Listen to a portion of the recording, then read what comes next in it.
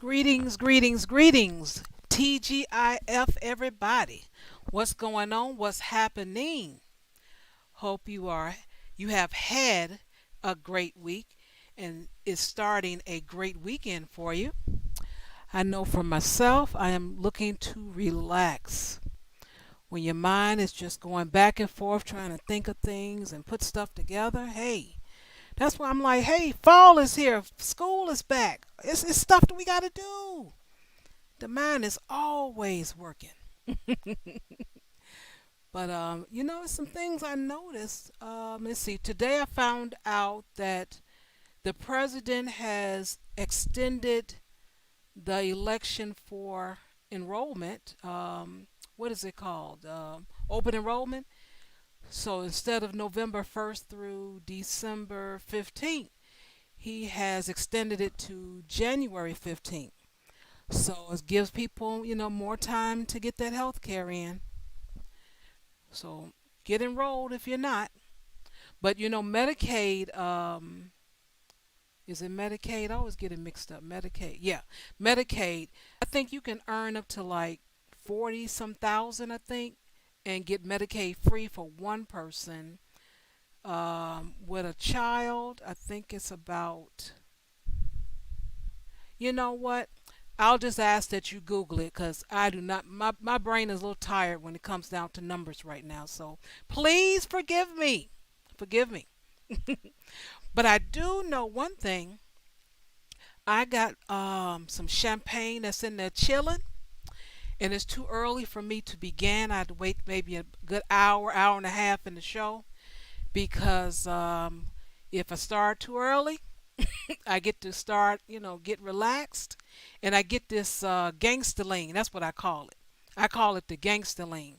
Start leaning on that right elbow, and that's the beginning right there. Then if I yarn, then I got to reach for my floss because I'm like, oh yeah, time is ticking. I'm about to fall out. So, see, that's one thing. You have to know yourself. Once you know yourself, you can deal with yourself. Ain't that right? And I don't know what's going on with Whole Food. I went to Whole Food yesterday evening. I went to one location that's kind of like a straight shot. That one, when I went to the like the deli counter, it's like they only had half of the food there, and I'm looking like, wait a minute, store is not about to close, and you sure it didn't just open. But what happened is they're short. They got fireworks out there. Okay. So I had asked about it. I said, what's going on? And they told me that because of they're being short staffed, they weren't able to make, a lot of the prepared foods. I'm like, wow. So I tried again at another location of Whole Food and same thing. I'm looking at a couple of cashiers and I'm looking around like, what's going on here? So I started talking to the cashier and I said, you guys short-handed? She said, yeah, we're hiring. She said, we are, we need people. I said, I see. So I don't know what happened, what's going on, but I don't know. That's two Whole Foods, and there's one other one I want to check out. It takes me a little longer to get to that one, so I normally don't go there. Um, but I think I might check them out next week. I'll give it a week or so. But yeah, um, stuff going on. I don't know. But that's enough of that for now. Let me end the starting shortly because we have started. I knew it was something I was looking for. But that's all I have to banter around right now. Without further ado, everyone, you know what to do. Raise your hands up in the air and raise them like you just don't care. And let's welcome the Jamaican Canadian, which I like saying Canadian Jamaican, Classic Ruby, everybody. Classic Ruby.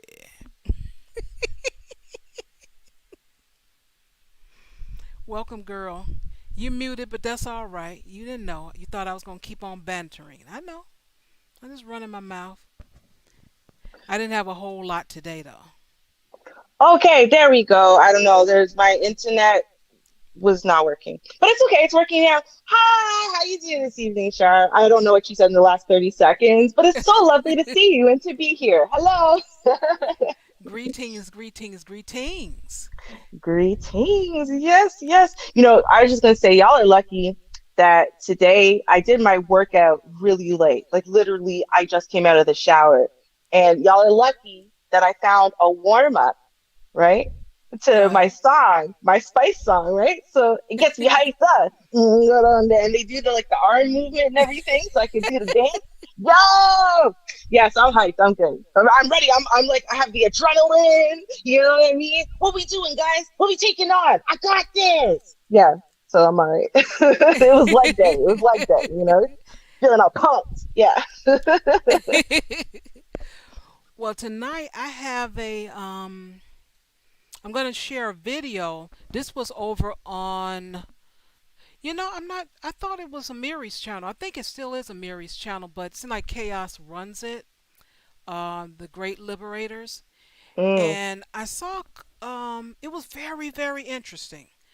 This mm, conversation. It was with one of the gentlemen. He actually is in the chat room, Ray Alexander and Cerulean. They were having a conversation, and now before they get to arguing, I wasn't really want to point that out, but the conversation about drugs in the community, that's what I want to really point at.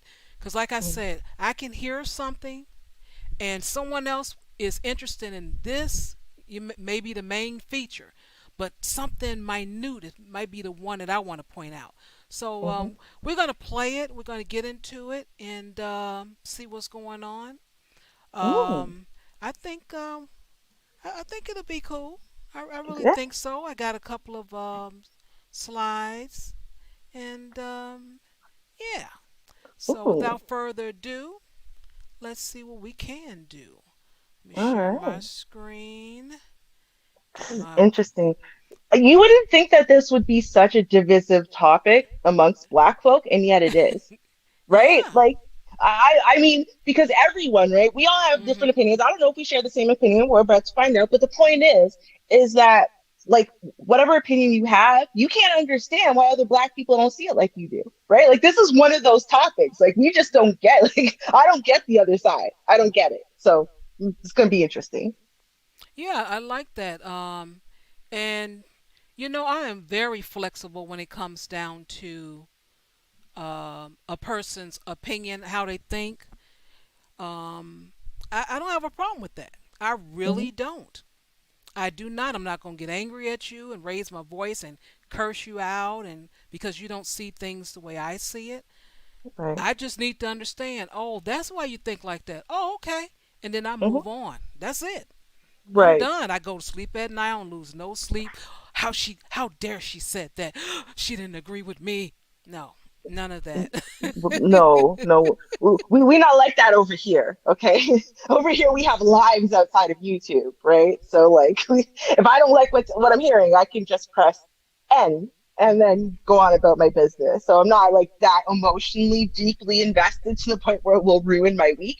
But I'm saying, like in the moment, I'm like, what the hell are you talking about? But we're gonna see. We're gonna see. You yes. never know. Yes. Okay. so I'm gonna let this play out here. Where's the button? Where's the button? Wrong button. Here we go. Now we're in. That means that you have Oh, in mass a problem with dereliction, and it's become pathologized to the point to where this generation that grew up under the slacker generation will go out here and say, "Don't get married, pump and dump." Oh, to be an alpha means to have sex with a lot of women. So even the world view starts forming, right? Which is really a beta worldview, starts forming around the environment which incubated the dysfunction in itself, right? Well, And for Obsidian, which let's just be honest, he's just all he is a 50-something-year-old incel. Your everyday brother ain't a 50-something-year-old incel. Your everyday brother don't have a problem getting pussy, don't have a problem taking taking girls to the prom. Most, let's just be honest. You ask most brothers, they never had a problem taking a girl to the prom in high school. That's some incel shit. It's a if you want to talk about misrepresentation, there's no greater misrepresentation because your everyday brother struggles from too much access to the pussy.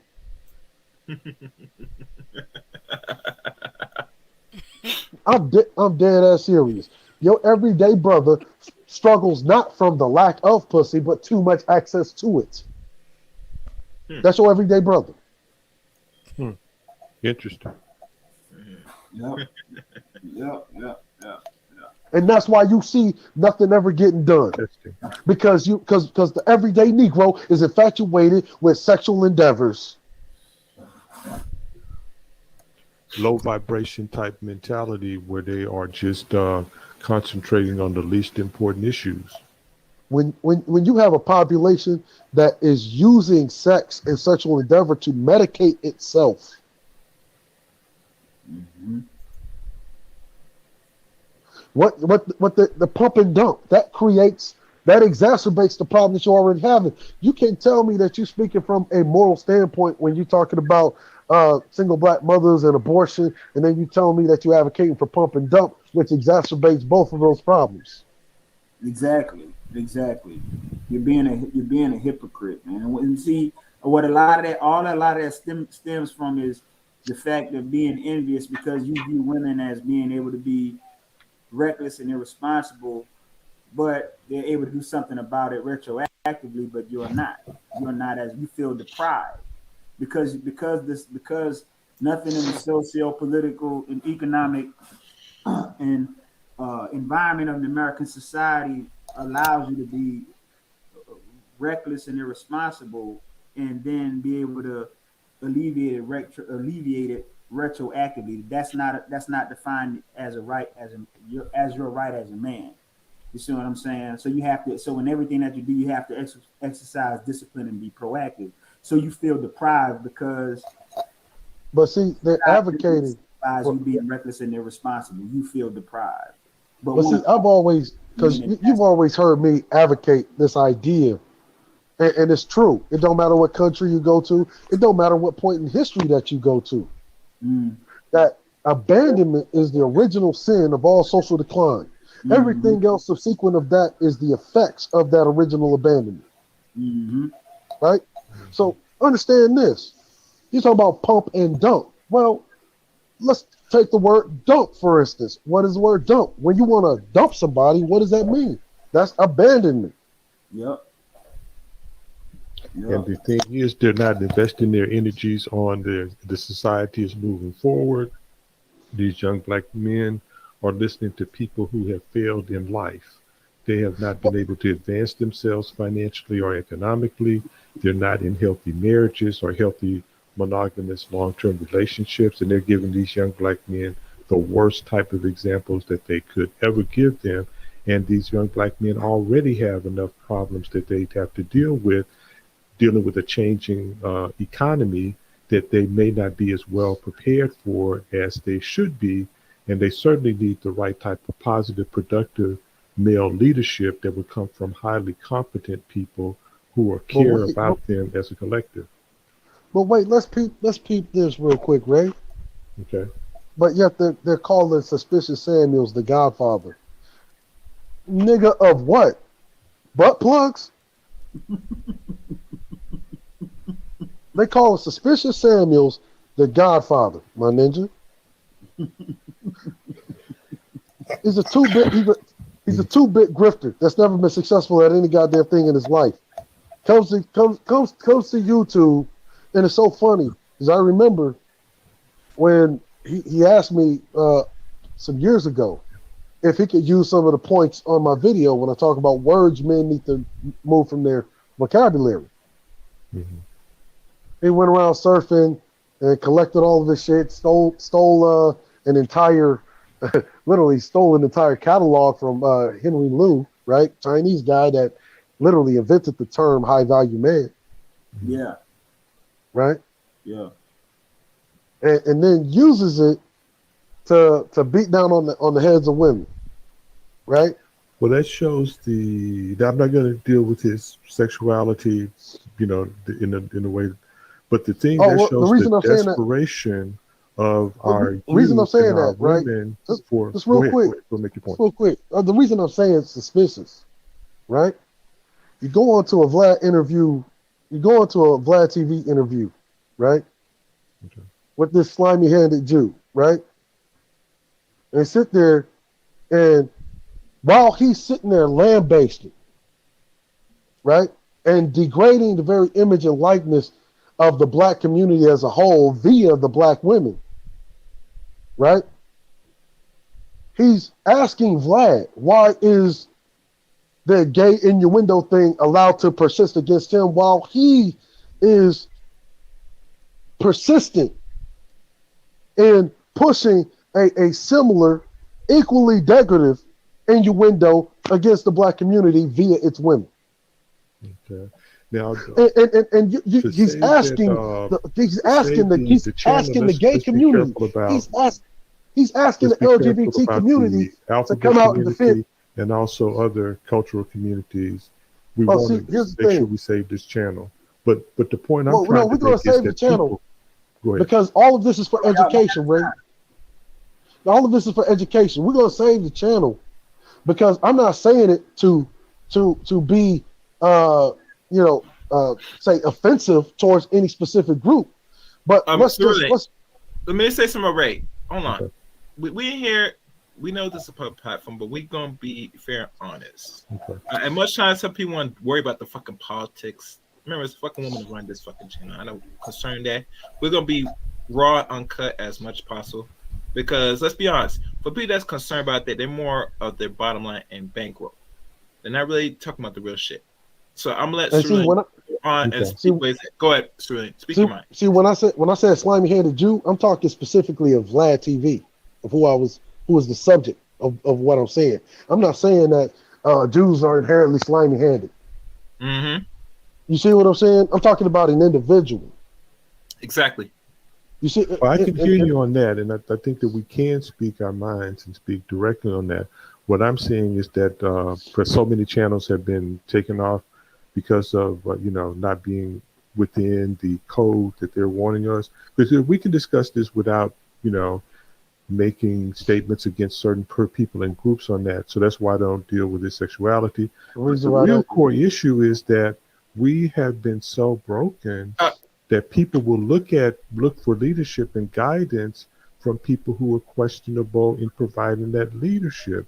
We're not looking to people who have, their brothers in real estate who are legitimate. Their brothers in all types of entrepreneurship that are really legitimate. But the people that kind of gravitate to YouTube want quick fixes, that an instant gratification, which keeps them poor, which keeps them politically powerless. So the point of the matter that I was making, something as simple as marriage. All this anti-marriage, in my view, is because they're failing at life. They would do better. You don't even have to be a statistician or an economist. If you look at it, you said in the studies say that 70% of married men are in the middle class and only 20% of single men. You don't, all you have to do is that you need to investigate what is it about marriage that will more than likely make you middle class. And if you stay married, you will more than likely remain. When people, black men get divorced, they only like 44% remain in the middle class. But when they get remarried, that 66% get back in. So those Right. are the That's types the of thing, things. Ray. Go for it. But see, That's the type of thing. When Kevin Samuels is talking about that, he'll tell that to those women as if that 67% number or whatever stat he's quoting, as if those men are in those women's dating pool, and they're not. These are men like Judge Joe Brown. You consider him, he's in the middle class, but he's old as hell. You see what I'm saying? Like, these are not viable options. It goes back. no, no, but, Okay, I'm stopping it right there. That was funny, Mary. Well, okay. So I was playing that because it is fair when you're playing something not to just jump to the part you want to point out because people Right. are misunderstood. They're like, "Well, you weren't fair. You labeled me as a B C D E F G or whatever it is." So I wanted to play the conversation, how it started off, where they were. Okay. Mm-hmm. Well, okay, I gotta say a couple of things, just identity politics wise, like has nothing to do with even the being deep. The first thing is I think it's hilarious that Mr. Steal Your Girl would agree with Cerulean, right, about how, pump and dump and all of those types of behaviors are just perpetuating problems within the community. Be like, yeah, that's right, but his name is Mr. Steal Your Girl. Like, bro, like, do you not see the irony in you agreeing with anything around that? Like, See, he's gonna bro, pump. He's not gonna dump. See, that's what it is. He's there just you gonna go. keep on pumping.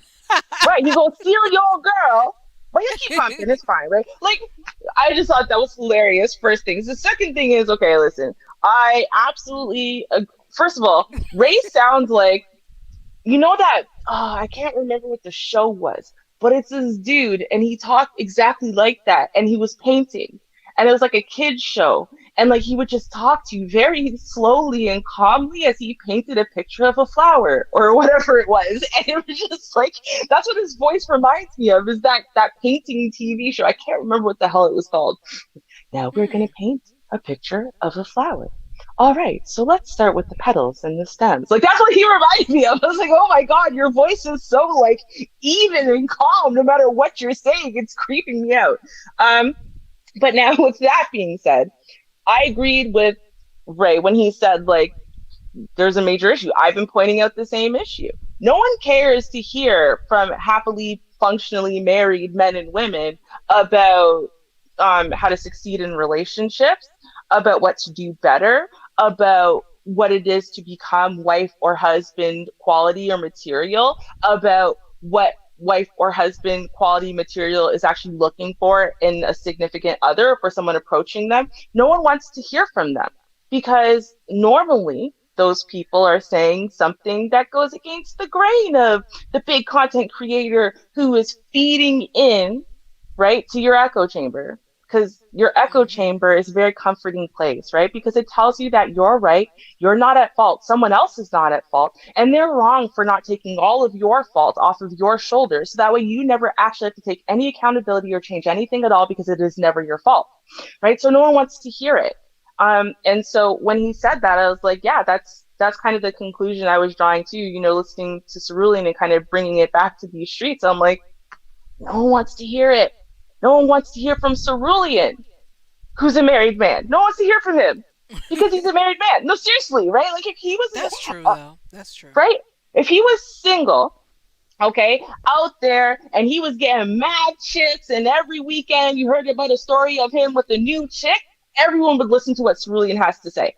Even though it's all of this, they would still listen to him. They don't want to hear it because he's a married guy. I'm telling you, like, I have seen this over and over again. People are listening to me in the chat and they're like, oh, I want to interview with you, da da da. And then they'll find out later that I'm married. right? And all of a sudden, that's it. They're done talking to me now, right? I'm my opinion on this is irrelevant, right? Right. So that's what it is. I don't know. Yeah, but yeah, the conversation going nice and calm. And something I was going to say that tickled me. Besides that, I don't remember what it is. It'll probably come back to me, but I'm going to play a little bit more. This one is about 4 minutes, and I think this is where I'm going to stop it at. Yeah, according to Okay. my notes are a little tough. And something I wanted to say. I'm going to put the link in the chat, and it depends on what happens. And I'm going to say that right now, that I Okay. will bring people down Buddha if Ninja off? Yeah. Okay. Sorry. if You can say it. it all depends how things go here. Let's see. Don't be disrespectful here. Listen, y'all might not be familiar with the panel. I see some new faces. First of all, I just want to say Azula got it right. Yeah, Bob Ross, that's the dude. Happy Clouds. Yes, absolutely. But y'all might not be familiar with this panel, so I'm going to explain really quickly. Everyone is entitled to an opinion, okay? And we want to hear everyone's opinion. What we don't do here is sit there and try to debunk each other and disrespect each other with that debunking and yell and scream over each other and whatever. It's not that kind of panel. So as long as you are respectful with your opinion, okay, and respectfully disagree with each other and whatever, you'll be fine. If you start acting out like you are in the drama sector or whatever, Shari's not going to tolerate it. I'm warning y'all now. She does not do that. Yeah, I don't argue with people. You have the right to your opinion, but when a name calling and all that kind of stuff and that's it's over with. We'll Hmm. see you and then we won't. So Right. And I'm she not. ain't playing with you. She's not gonna like give you a bunch of warnings like other panels that like are like, I don't want drama, but they kind of do. Char's not playing. I'm warning you all now. We want to hear your opinion. We even if you disagree, but please figure out how to just do it respectfully. That's it. Okay. Yeah. Play like your mom got the belt, and if you talk back, she gonna pop you with it. Just remember those days, and you'll be fine. It's like the level of that belt was going up or down, let you know if you were like Marco Polo, right? Like, nope, Right. you ain't saying the right stuff. They're both coming up higher, higher, higher. Oh, wait, okay, it's starting to go down. Okay, this is the right track. Keep saying this. All right. So let me play a little bit more here. Hmm. A way for economic progress for a high school dropout that can't read.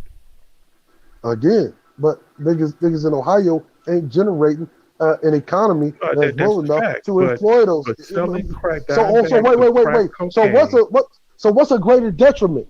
Wait, what's a greater detriment? Them going out there and selling the crack and then getting locked up, or the very thing that niggas was supposed to be generating but don't, and then want to blame the child, even though the child drops out of school to go sell that crack, but you're not fixing the economic condition because you're And neither politically is neither is the because you're person that's politically selling crack apathetic. cocaine or sex But see trafficking that crack women. cocaine, but that crack cocaine will allow that kid to eat for that night or to house themselves, We i.e., got shelter resources that themselves would for allow that him to night. eat for that night, brother. We got a lot of resources that can. I mean, we're not as Apparently not. deprived. No, no, we're not that deprived as, say, for instance, the destitute of Haiti, the destitute of Nigeria. You're not in that third world destitution. We have resources to help people get the Man, skills. Okay. So I'm gonna stop right there because this is what caught my ear when I listened. For like another hour or so. He mentioned crack, and he mentioned it twice. So that's important to him because he mentioned it more than once. Hmm. And I stopped it right here too because he said we have resources. Hmm. And Cerulean said, well, pretty much what resources do you have so you can eat that night? Hmm. Now, I want to point that out myself. As a child, what do you do? I'm Hmm. hungry, I'm whatever, let's say 14. I'm 14 years old, I come home and we don't have nothing. Hmm. So, what do I do? Just keep hoping I make it till I'm 18 and then I can get a job, or 16 and get a job? What do I do Hmm. from that age till when I'm legal to actually work? You know, Yeah. so just saying. I'm Well, just saying. also, and what pisses me, I'm sorry, it really does. It irks my soul that people use a third world country or developing country and their experiences there overall to compare to what it's like to be poor in America. It's a stupid comparison. I'm going to explain why it's a stupid comparison. Because guess what? In Jamaica, right, which would be considered second or third world, depending on what resource you look at, right? Mhm. A lot of people are working full time to make a maximum of $400 a month. Okay. Sometimes whole households of three or four or five people working make $400 a month. It's not a lot of money. But guess what they can do? Because they're A and in Jamaica, B because they don't have all of the problems in zoning and this and control and corporations taking over everything. You know what? They're not paying nobody for water because the water, they have the well that's collecting there and coming and fueling their showers and their toilets and whatever. They got their chickens running around in the back. They got their garden out there that's got all of their food that they're growing, right? They got a big bull out there that, you know what, if anything, they could always slaughter that, right? So just the experience there in and of itself is different, but also what middle class means in those countries and what upper class means in those countries and the expectations that they're putting on the people are all wildly different. So what you are comparing poverty in Jamaica versus middle class in Jamaica versus upper class in Jamaica and the different expectations, very different.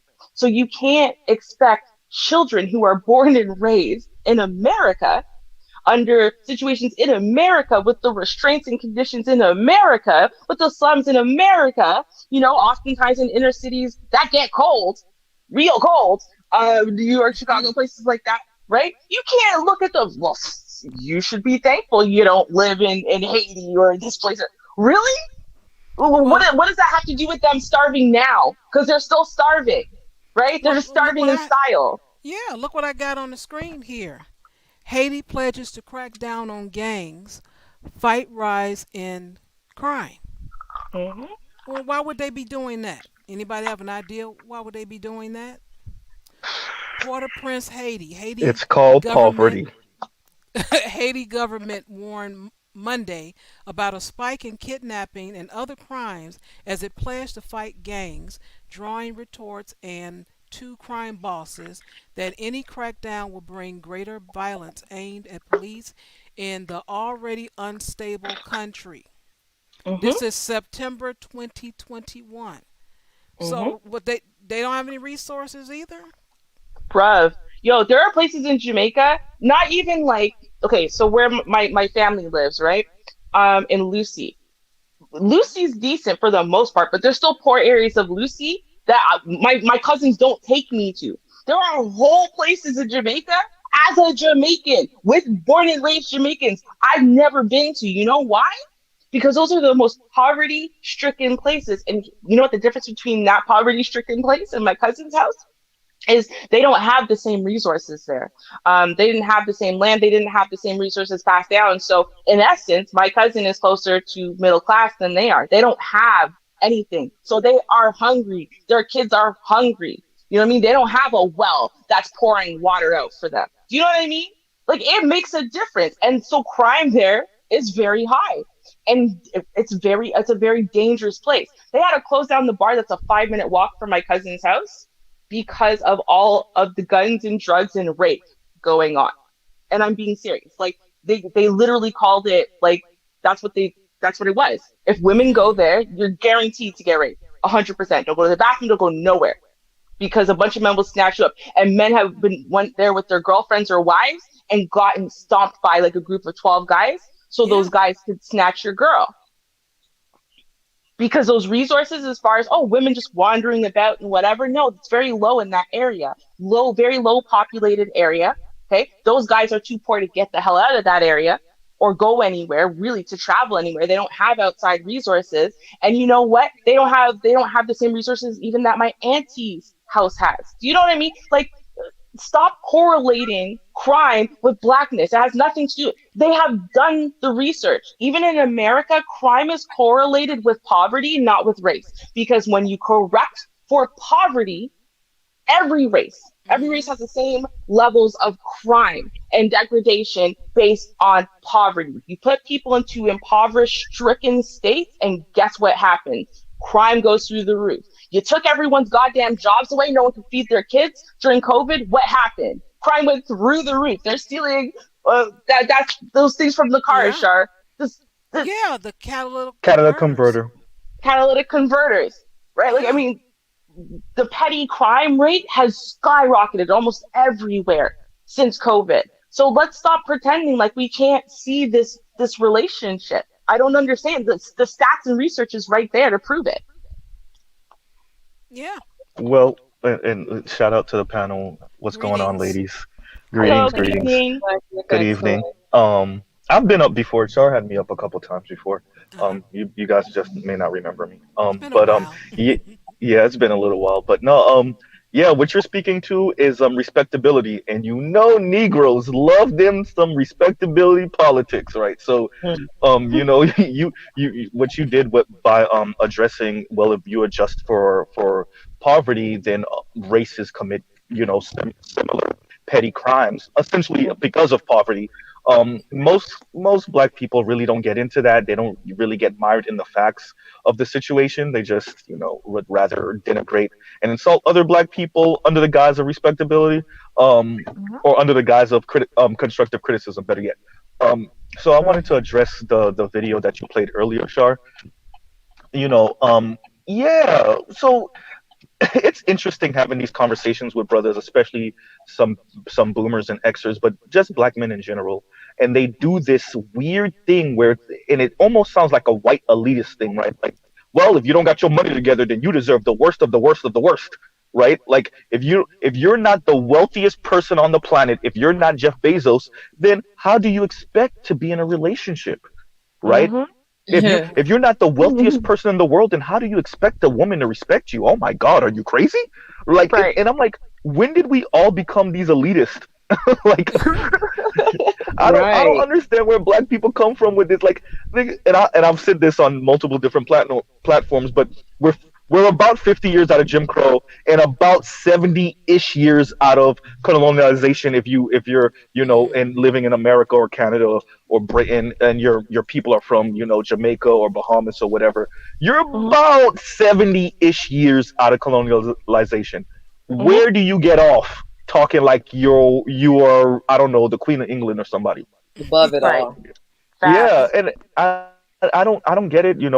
Addressing some of the other things that some of these brothers were saying, and I kind of text myself so that I could remember it. Entrepreneurship is at a 40-year low across America, right? So Oh yeah. this Oh, idea okay. that black people aren't Mhm. creating enough businesses and whatnot, black people created like 2 million businesses from like, I think it was 92 to like 2012, something like that. Mhm. Mm. They created like 2 million businesses. You know what Wow. happened to black wealth? Nothing. Nothing. You Yeah. want to know why?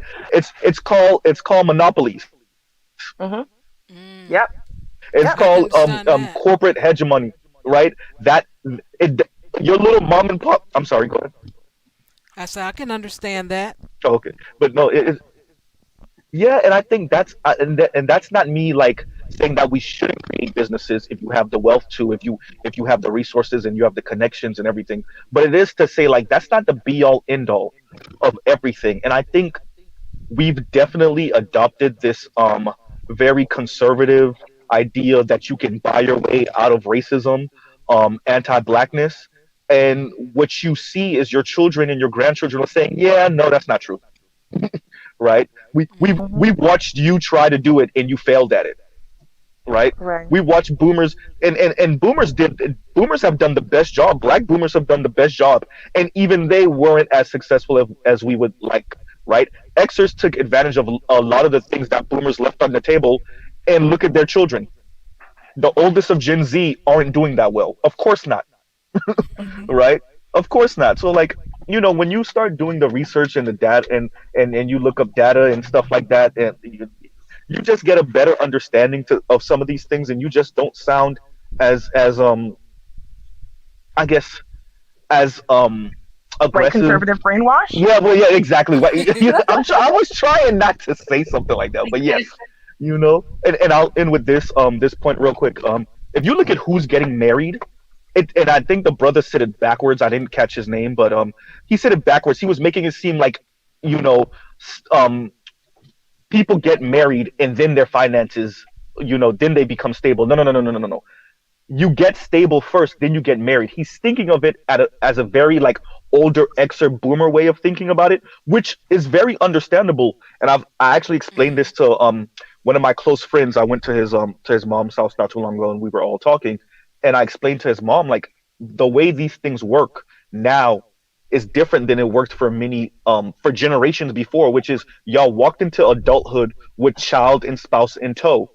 The way it was sold to me as a millennial in Gen Z, which is behind us, is that no, you get your entire life together first, you become damn near perfect, and then as a reward at the finish line is your spouse and your child. Right.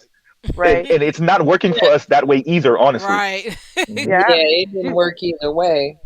No, y'all don't know. They sold it. They sold it to us here in Canada too, right? Because my husband, millennials and basically old millennials, young generation X, they sold us this concept. You're not allowed to have a spouse. You're not allowed to have a family unless you have all your shit together. So like the shows like Fresh Prince and Cosby Show and whatever, that they would always take the time to tell stories of when they first got married. And they're always broke as hell, right? When they first had their first couple kids, or the kids remember growing up in the hood and in these little box apartments.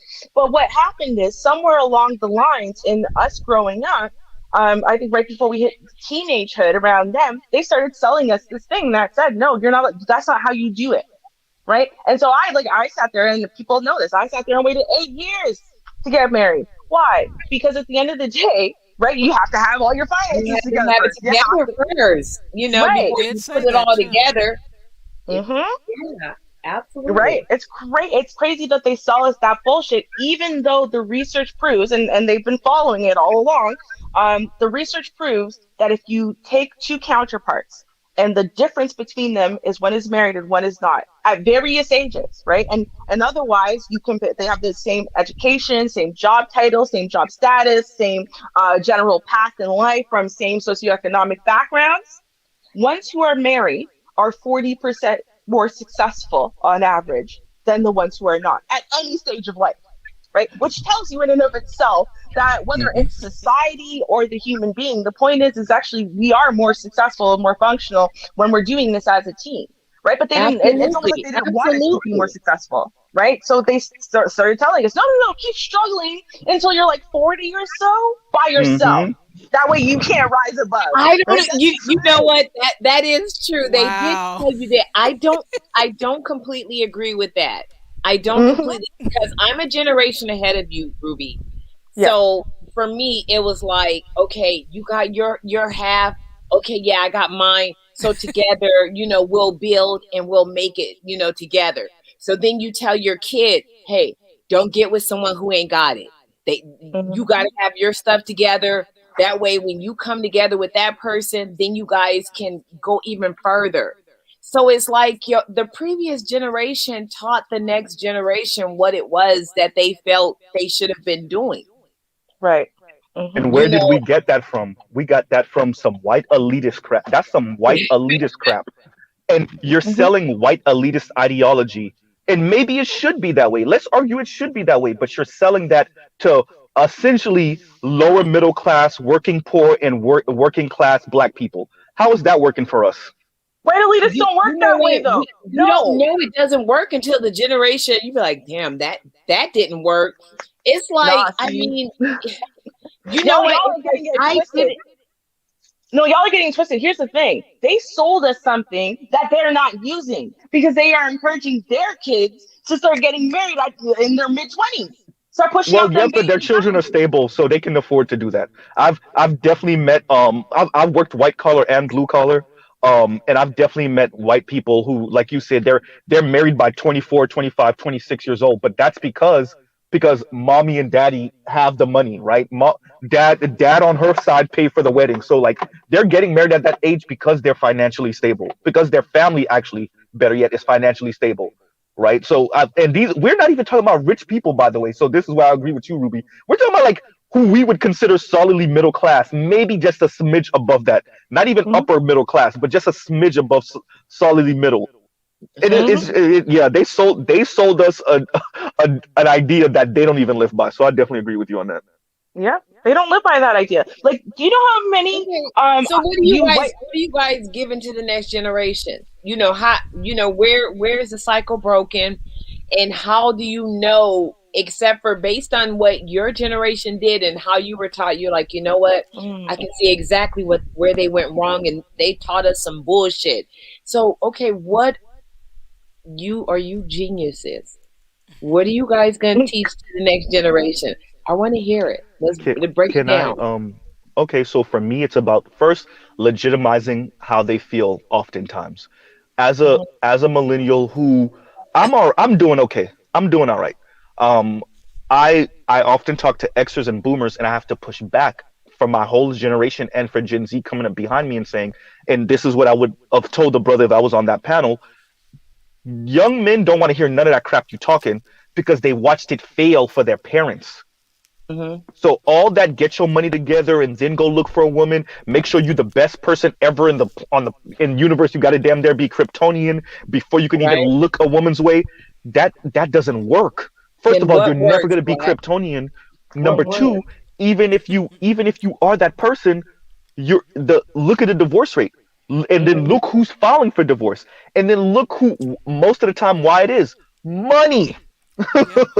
Right? Like, and what we're saying I'm answering your question in kind of convoluted way. I'm sorry, but what we're essentially telling millennials and Gen Z is you got to Mhm. be part of the top 20 and 25% to get married. Because those are the people, and this is me touching on something Ruby was talking about a little bit earlier, which is these are the people that are getting and staying married. For the most part, in America at least, it's the top 20 to 25%. And instead of us trying to address this system, we're trying to like hyper individual our way through this minutia of bullshit, right? And say, Mhm. you know what? Yeah, I'll be the one to make it out. Instead of us trying to create a system where the majority of us are doing well, we would rather be the one person that wins the lottery. And it just doesn't work that way, right? Right? The numbers No. aren't on your side. So for me, it's about talking to young people, people my age and younger. I'm 35, and just informing them of about what's actually going on, giving them the data that I like to spew out all the time, and then letting them make their own decision from that. I don't sell people on hope. I'm not Barack, right? I like to tell people what's really going on, and then they make their decision. To me, it's way better we do it that way than to sell people on aspirationalism, on to sell them on hyper consumerism and all this other foolishness, and to sell them on their own abilities. Because I do believe that people have everybody has their own talents and abilities, but what our system has done is just made people worship this aspirational way of viewing the world, and then when they Mhm. fall on their ass, then it's your fault. And I'll Mhm. pause right there. Now, here Okay. for me, right, it's a little different because the first thing I take note of when I speak to slightly younger people or unmarried people who are kind of like, well, what the hell do I do now? Is I point out the fact that it's actually really not that the previous generation failed by following this practice of, hey, you get together, you build up your life together and whatever. Everyone keeps forgetting the amount of things that were thrown at the black community over and over again, but we forget about this whole thing that started with predatory lending and ended up with bankrupting 80% of the middle class black community in the 80s, right? So Yep. if you were born in the 80s, right, you were born into a bunch of people who they worked hard, they built up. When everything that you worked for is just taken from you so unfairly, then you see all these white corporations buying your stuff up for pennies on the dollar, right? Yep. It's like, wow, that was my whole life savings. That was your birthright, and it's Mhm. gone now. So all of the planning I had done for you is gone. So it's not that the actual plan failed, right? It's that something predatory, right, was now showing its ugly face, and so we lose track of. And this is why I think it's so important. to educate, especially young millennials and Generation Z's coming up. They don't want to hear anything about history. They don't. They want to hear everything about as of the day they were born, right? Like as of 1990 or so, they care about life. Before that, the world did not exist. But it's important for them to understand that, because in order for them to understand why the Black community is where it is, they keep going, so you guys just want to talk about slavery. I don't, right? Slavery happened. All right, cool. But let's talk about everything that happened from the day that slavery was abolished until present day, because you have a long history of Black people getting back on their feet and fighting and fighting and fighting and fighting and fighting, while the system of people, I'm not blaming individuals, the system of people very targetedly came out of their ways to demolish everything that the Black community built. And so, and I used to hear Generation X say it a lot, boomers failed us, we should be in a better place. Well, no, they didn't just fail you because they were failures, right? Like, again, 80% were bankrupted in 1980. So what we need to look at is the fact that, okay, we had a bunch of targeted assaults against our community forever, and it was happening basically behind closed doors, right? Like, there was no one defending us. There was no one that we could turn to and be like, hey, because you're supposed to be able to turn to the government or the police when bad things happen to you, except, oh no, everyone's basically co-signing the bullshit, right? So now we are in a place where, hey, we can start again from scratch, and we can start building now and do all the things that worked over and over and over again. Only this time there's the internet.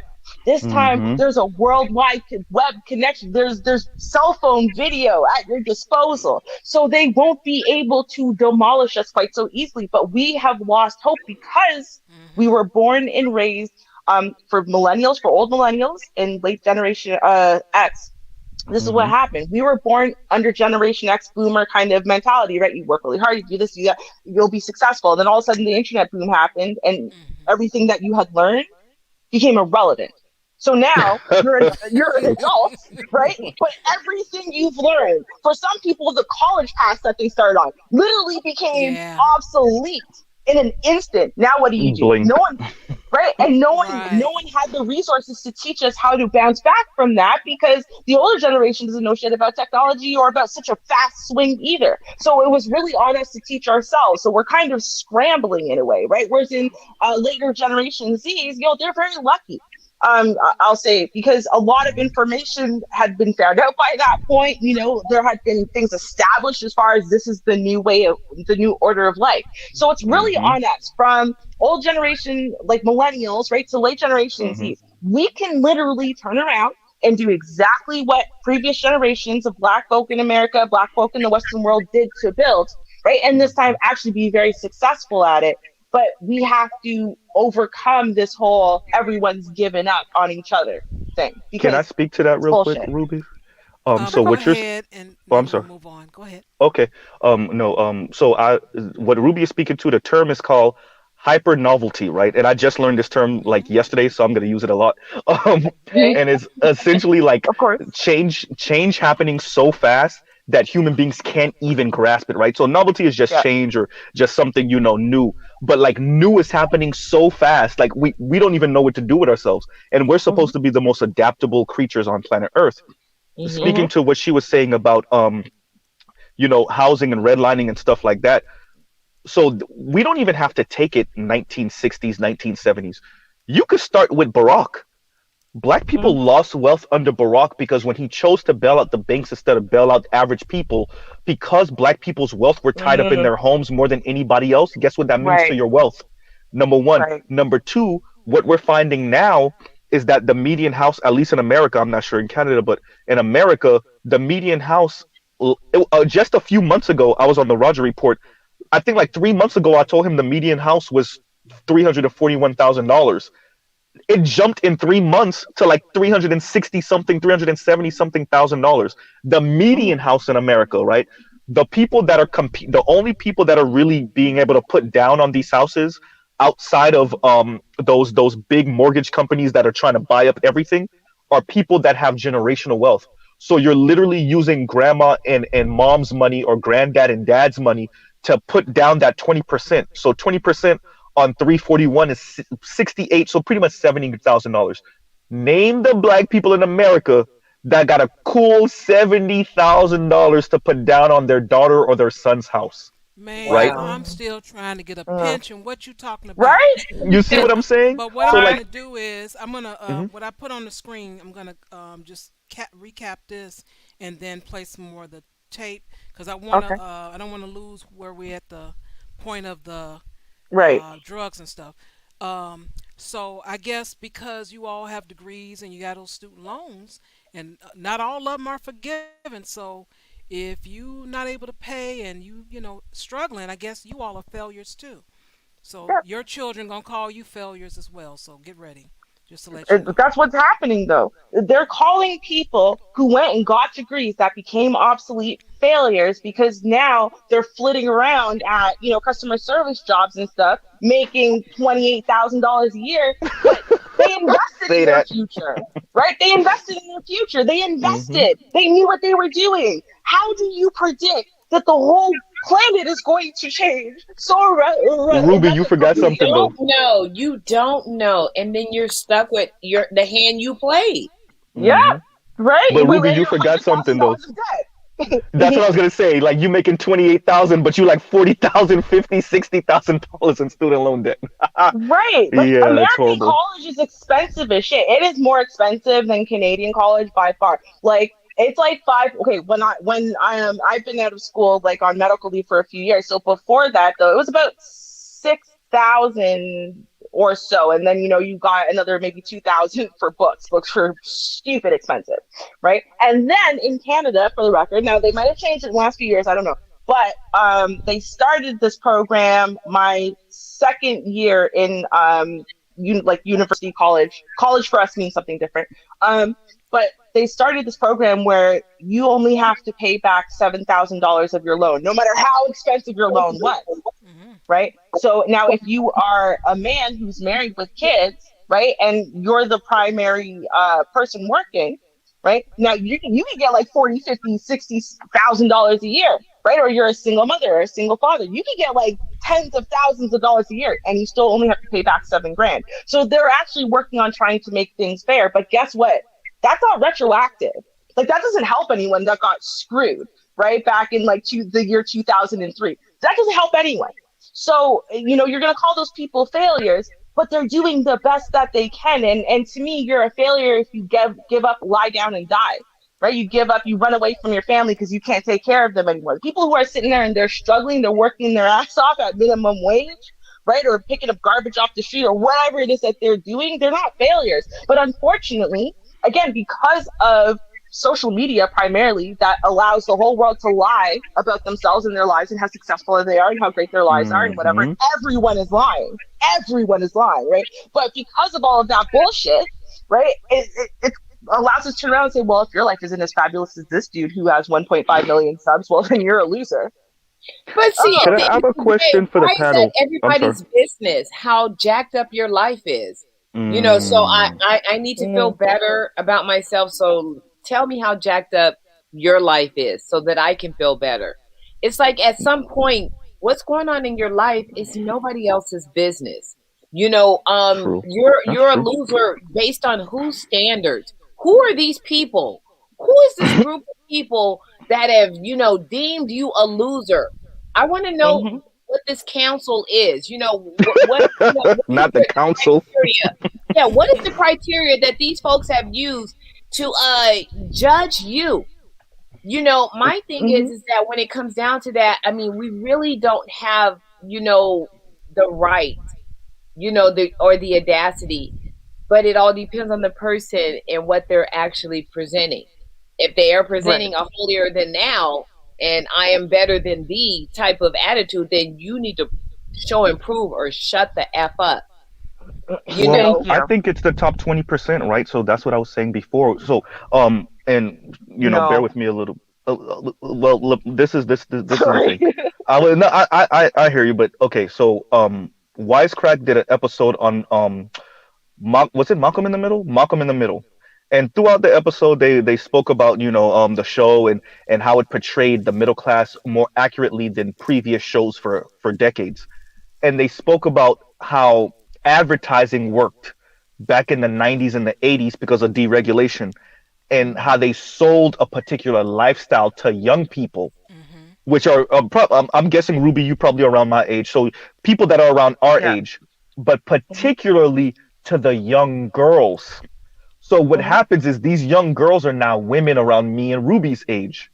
And Mm. so their idea of keeping up with the Joneses and even their idea of middle class is not actually middle class. This is what this episode was trying to stress.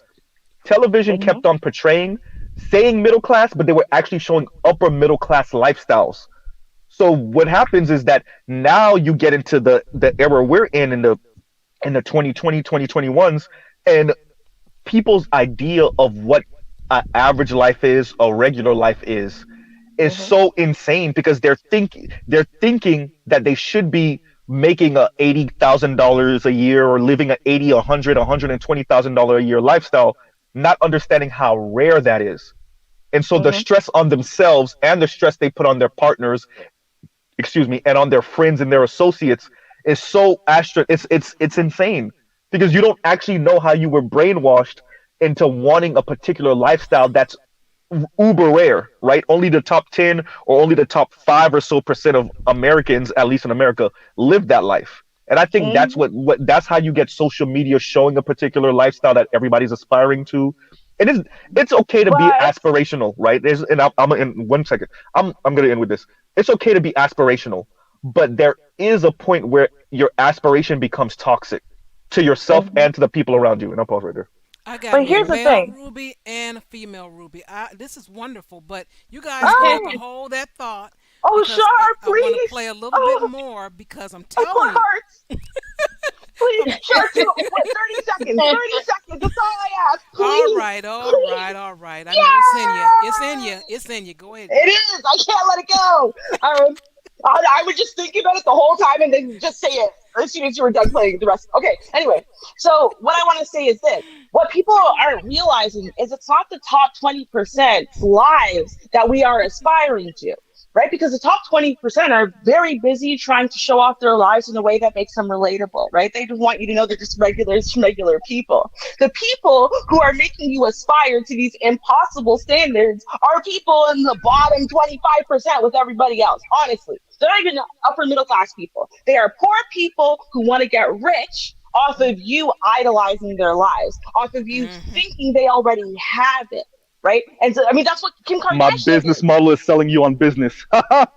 Yeah, that's what all of these pickup artists are doing. That's what all of these get rich quick people are doing. That's what the multi-level marketing is doing, right? Like they're not. It's not rich people who are saying, "Look at my glorious life. Come be like this," or at least admire it. No, it's a bunch of broke ass people pretending they are living the life of the rich and famous that they think is the life the rich and famous would live, right? And a bunch of people who are just as broke as them falling for the bullshit and then desperate to get to this life that all of these other people who are on the same level as them are making it seem like it's super accessible. Because look, so and so has that life. All I have to do is sign up for this MLM, and we're great, right? It's the same bullshit. Okay, I'm done.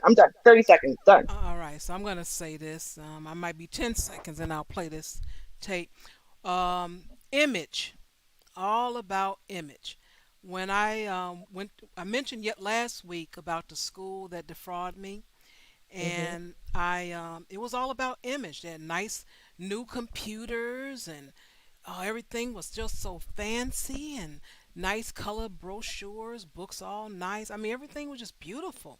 The image Mm-hmm. was something else, and they were just selling us a lie, and that's all that was. So, just wanted to say that. Yep. Now Yep. I'm gonna finish this, and when we get into this, you'll be able to, you know, chat about, continue with the millennial and all of that. You'll see it'll be room for it. Even though it's Oh, about crack, but you'll see we'll be able to go into that. So hold your this is a thoughts. very enjoyable discussion. This is It awesome. I'm really is. enjoying it. Yeah. It's wonderful. Yeah. Okay, here we go. Good If they God. need. No, actually, you don't as much as you think. I may need to rewind it back a second because it's been a minute. Uh, Yo, we all can talk. Like I say, it's a good conversation. It's just rolling. Just rolling. It's the Right. it's the it's the one factor that contributes to dropping out of school in general.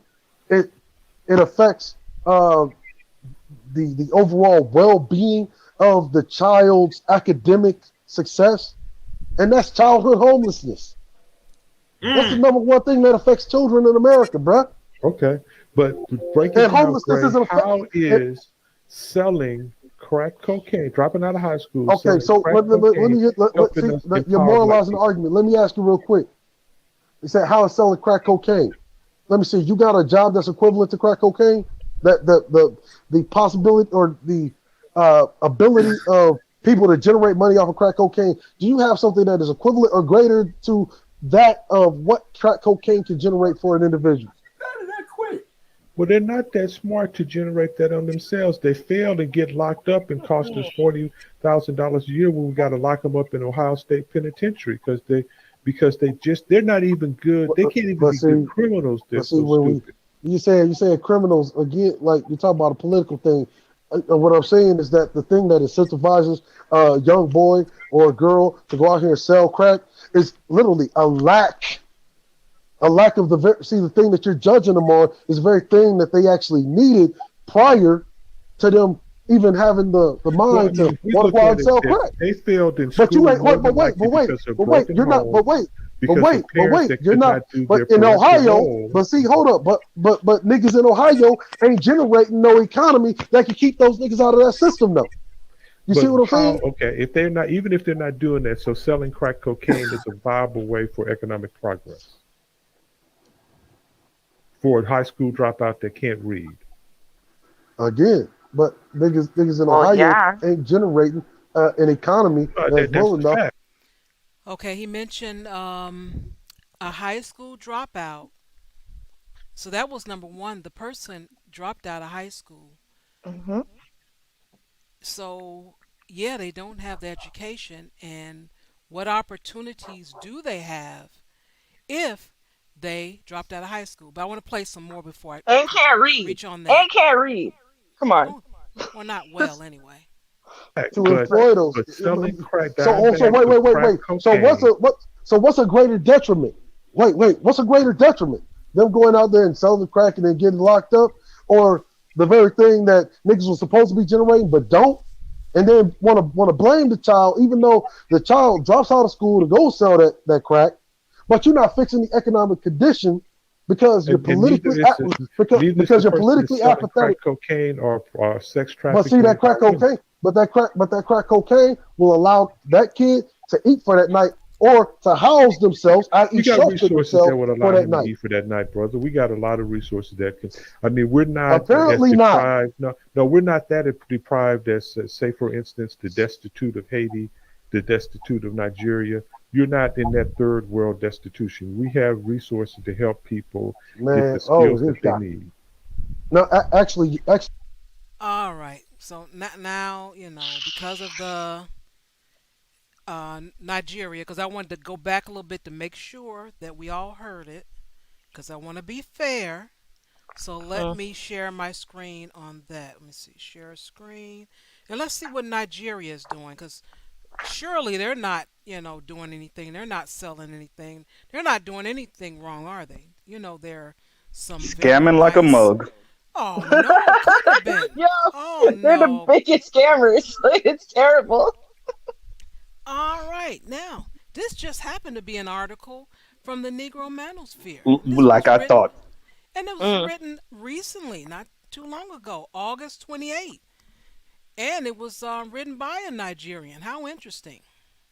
Mm. EFCC cybercrime and the Nigerian youth. Let's see what they're doing, shall we? Hmm. Nigeria does not have leaders. We have extortionists. They are in political offices, in religious places, in working establishments, and even in schools. An average Nigerian sees the position they occupy as an opportunity to victimize, oppress, extort, and cheat others. That is why corruption will continue to multiply in Nigeria.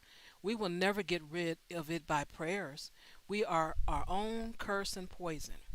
Almost every day I see large numbers of promising and intelligent Nigerian youth being arrested by the EFCC for cybercrime. The government who has not provided jobs for the youth Hmm.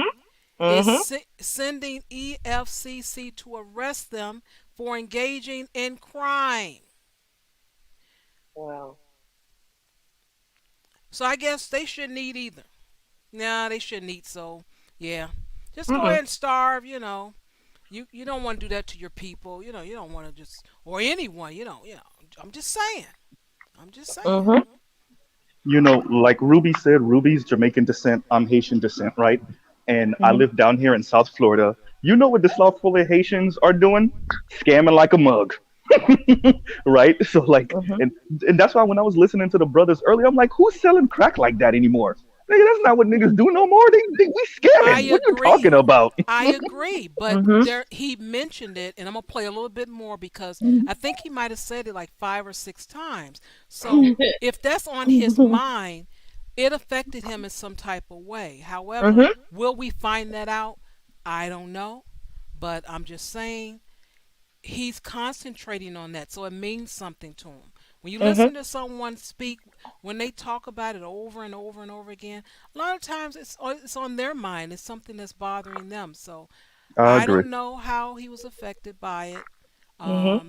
If he chooses to let us know, that'll be fine. If not, I'm going to continue on and not going to guess what's in his mind because I don't have the power of that. I don't have ESP. If I did, I would have a pension because I would be reading minds and getting Hysterical. money. I would get Mm-hmm. money. Well, I would Mm-hmm. only read the minds of those who got the combination to safes and stuff like Right. that. Shar is serious about a pension, y'all. Not playing. She is dead serious about a Mm-hmm. You know, Oh that's yeah. one of the first things you ever said to me, Shar, when I told you I have a city job. Yeah, that's me.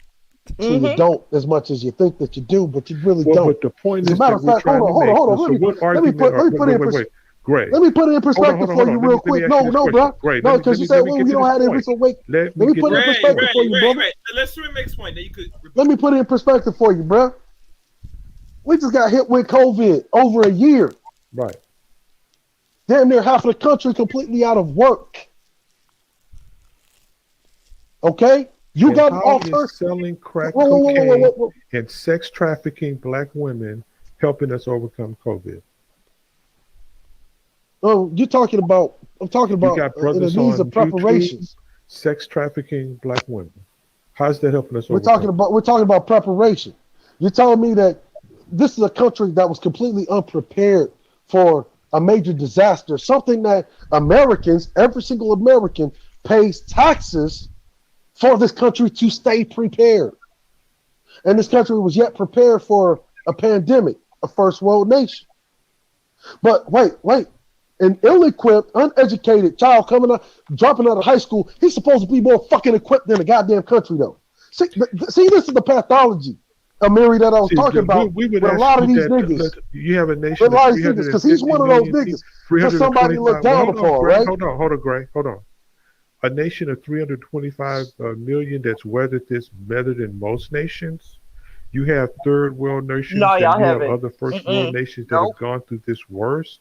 That in Nope. 9 months a Ruby, I got it after vaccine this. I got was it easily. created. And that we Our are here. Y'all ain't We're sister, not at in who any all. other is a country. competently trained PhD, the lead researcher for that vaccine, that was got. How many PhDs did they fire from the CDC because they didn't even have the damn test right? How many PhDs were fired because they So, blew the Gray, whistle on let me, spoiled Cerulean, vaccines? So let me, understand, hold like on, a Gray, P, because you're not keeping on the wait, brother, point. a Hold on, Gray, PhD. Gray. Understand, a We're not, PhD, Gray, a I'm not PhD's here. Hold job on, Gray. security is every bit as Let me make the fragile point, as a Gray, high school Gray, dropouts, Gray, bro. Gray, Gray, Gray. Let me make my point. We're not here to just continually rabble rouse rhetoric about issues that don't have relevance to our empowerment as a Then why are you collective. rabble The rousing point is, hold on. why The are you point rabble I'm rousing making about the is effect you're instead of talking saying about the that we were cause? ill We've been talking prepared about and the causes. United States weathered the storm of COVID better than most nations. You were able to put a Bruh, it vaccine has together in not. 9 months, whereas Bruh, it most has nations, not. I think only What 14% of the world is vaccinated. Are you living in the same America that we're Yes, all I living am. in? Or, And that's what we need to hey, do. bro, We need to be concentrating on the you real you haven't issue seen the latest because a reports? lot of the conspiracy issues or this You haven't seen a over. lot of the reports? Another Yes, I have. Yes, I look, have. look, Have you seen the report? another Only damn near 3 14% of million the world is infections vaccinated, in and America, most people want to get a and that's for vaccination. preparation. Yeah. But to points that you're trying to make, we were initially talking about the importance of having the type of people to offer black young boys and black young men Are you leadership that to type of advance. person? Hold on. Let me make my point. Look, bro, 'cause I do this for real, for real. So if you're not that type of Type of person, you're person not do the what? person that. We asked that question because we were talking at the same time. I didn't hear you. Ask I the mean, question. are you a community type person? Are you a person out there lending your leadership Oh yeah, oh as an yeah. Okay, example I in your do that community, bro? through the organizations that I'm associated with. Some are faith based because I'm a faith based person. But the point I'm saying is that when There we goes get the on other these problem. discuss, gray, okay, you can Faith-based say that, initiative. but I say don't attack people's faith. But what the point I'm saying is this on this to Cerulean is that we are not helping each other when we wash under the rug aberrant behavior, even though that there are limitations and there Well, is let's talk about. repression and lack of opportunity. Here we go with the Because the point moralistic is, language. Let's talk about aberrant behavior. What aberrant behavior, such as what? Abhorrent. You crack, talk about don't attack. selling crack Wait. cocaine to poor black people in But yet Cincinnati, Ohio, you and get locked asking up me. 15 years for it. Hold on, brother. Because you asking me not to attack people's faith, right? Right. But I gotta hit this, Char. I gotta hit this first. I'm sorry, Ruby. I gotta go. I, I get Okay. it. So so Hey, so Cerulean! What's up? Cerulean, first let me Thanks, wait before Cerulean, Julian. before you even go, I was just about to comment. So Cerulean, you come off very boisterous and rambunctious, but you were so right about the precarity, what we saw with COVID, and I wanted to go right to this. What we saw with COVID is how much people were living check to check for real, right? It Hmm. yeah, exposed the yeah, entire Right. system as being full of shit. And everything they sold black people for the past 40, 50 years was nothing, because all yeah. these white people and all these non-black people you thought had it together, they got out of work for a month or two and they were on their ass. Right. So Yeah, what? that's what we've been calling that shimmering white veneer of Mm-hmm. the meritocracy and the American Exactly, dream. exactly, Hmm. It's just a exactly. veneer. Hmm. Yep. And I wanted to land with this real quick, it's funny that you actually came up, because the other brother, his voice was very soothing, like Ruby was saying, Yeah. it's very chill, right? And like Cerulean is more, he's more, like I said, he's more out there with it, but his point was very, very poignant. It was so on point, and I think that's one of the things that black people get caught up in, right? And that's why I like to bring up numbers. 80% of Americans live paycheck to paycheck, right? Yeah, Like, if you if not don't know, more. if not more. So if you don't know that, and then you keep on selling black people on this particular way of being stable, like you said, if the corporations who make billions of dollars a year couldn't survive 3, 4, 6 months without a steady income, if the mom and pop shops who have to be like so meticulous about their books couldn't survive 5 months, 4 months, then what do you think a little family in the hood, who the mom is the only one working, or even if she's married, they're only bringing in what, $60,000 a year, 65, seventy thousand Combined. dollars a year If that, combined. Combined. If if even that, that, right? If even that, how do you expect them to make it? This is some weird Right. respectability shit. I don't ever understand why black people are on it. I really don't get it. And I'll pause right there. Yeah, I really never got it right. Because I always hate whenever people compare us to other groups, like say Nigerians, Hmm. because that's a Nigerian problem, but yet you see the effect is still the same. It's the lack Yes. Yep. of the ability to provide that economy that would keep them from cyber crime. Yes. Hmm. You see, instead of generating that economy, they would rather, uh, you know, do the whole thing that America did with crack in the '80s, right? We rather lock these young black males up. Why would they want to do that? Oh, because these are the young black males that have the ability to overturn the system. Uh-oh.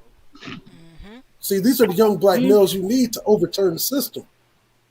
Mhm. But instead of providing an economy that would actually keep them out of, say, jail or the underworld of selling crack cocaine or whatever drugs they get their hands on, no, America likes that because it's the cycle. America loves its kids. One of the most disingenuous things I constantly hear, and I keep hearing from politicians as of late, oh, what they're teaching our kids. Remember, they had that big upset about what they were calling critical race theory. Yep. They don't Mhm. like understand all of that shit's cap because we know this country doesn't give a fuck about its kids because childhood homelessness is the biggest thing that's affecting kids today. Mhm. So if you gave a fuck about your kids, well, let's look at the facts. 1 in 3 children in America, right? Parents literally live under the poverty line or at it. Yep. 2/3 of the $20,000 a children, year. 2/3 of the children in this country are living below the poverty line, virtually at a near third world status. It's literally about 11%. That's how much the middle class has shrunken to where 11% of the country is middle class. And that happened all over the course of a single year, a single pandemic. But you're telling me a country that spends as much as it does on military, that spends as much as it does on education, that spends as much as it does on everything else, right? Immigrant rights and LGBTQ rights. And you mean to tell me you give a fuck about the children? Where you literally give a fuck more about LGBT rights than you do your own children, as far as America goes. So, Rulian, to back you up one more time with numbers, right? So, half of America. So, there's about 328 million Americans in the country. 157. So let's round that up to 160. 160 work. Out of that 160, half of them make $31,000 a year or less. So that's about 80 million Americans that make $31,000 a year or less, right? Which is literally less than a quarter of the country, less than 25% of the country. Yeah. And so when you talk about getting into that 6-figure amount that you keep hearing this old trope, you can make 6 figures. You need to make 6 figures. That's a bunch of bullshit. One, you're living in America. Capitalism doesn't work. Right. Capitalism doesn't even work in such a way to where everybody can make middle class income, let alone 6-figure. Because capitalism, which is why there were so many criticisms about it in the 18th and 19th century, is that it demands there be a lower class, an impoverished class. Because if you didn't have an impoverished class, you would have no exploitation of labor. And that's what these brothers always forget. They always forget that part, that Marx and all of the communists and socialists that came after capitalism were responding to capitalism. Those systems didn't come up at the same exact time. They came up after capitalism because capitalism became the way of the time, right? And so they're responding. And if you don't know these numbers and you don't know this history, all you're really doing, honestly, is trying to use the same white man tools to defeat the white man. And I don't really know how that's going to work. Well, what it is they're constantly, and I noticed this, and I notice a lot of black people starting to buy into this, especially online, this illusion of meritocracy. Ooh, right? Say that. You're not working. The reason why you're poor is because you're not working hard enough. Or they get so ridiculous where they say poverty is a mindset. Oh, so if poverty is a mindset, let's go ahead and think our way into the middle class. No, you're not going to do that. Right. Cerulean, that don't remind you of Oprah's The Secret from like the early 2000s? Right, the Secret, the old change letter, right? This inspired me, and all it did was get a bunch of people to bear false witness, right? To say, yeah, this inspired me so much, and then next thing you know, The Secret is top seller on New York Times, right? And then what happens? People go grab that secret, go buy it at cost. And then they try to apply it, and they end up squandering their entire, $300,000 doctorate degree because the shit doesn't really work. It's just really meant to, because the shit is really just meant to pacify the poor, right? Exactly. That's all the secret really is. is to continually to give the poor, the impoverished, hope that they would one day either be able to make it to the middle class, or let's look at the lifestyles of the rich and famous. Why was that such a successful and ongoing show? Because it gave poor people this idea that you could just believe your way into wealth. Right. Yep. Hey, it isn't coming true for you because you got too many negative thoughts. Bitch, I live in the slum. I live in the slum with no resources. All the jobs have basically dried up or have been literally exfiltrated to another country, and you telling me that it's the way that I think? Or I think it's the way that the corporation just fucked us over and took our pensions right along with it. Oh, Lord, yes. Yep. Char heard that pensions. Yeah, they did. Right? They Yo. sure did. Yeah. But you notice it's always the same. Meritocracy, it don't matter what society that you examine. You can examine contemporary society, and it don't matter what country that you go to.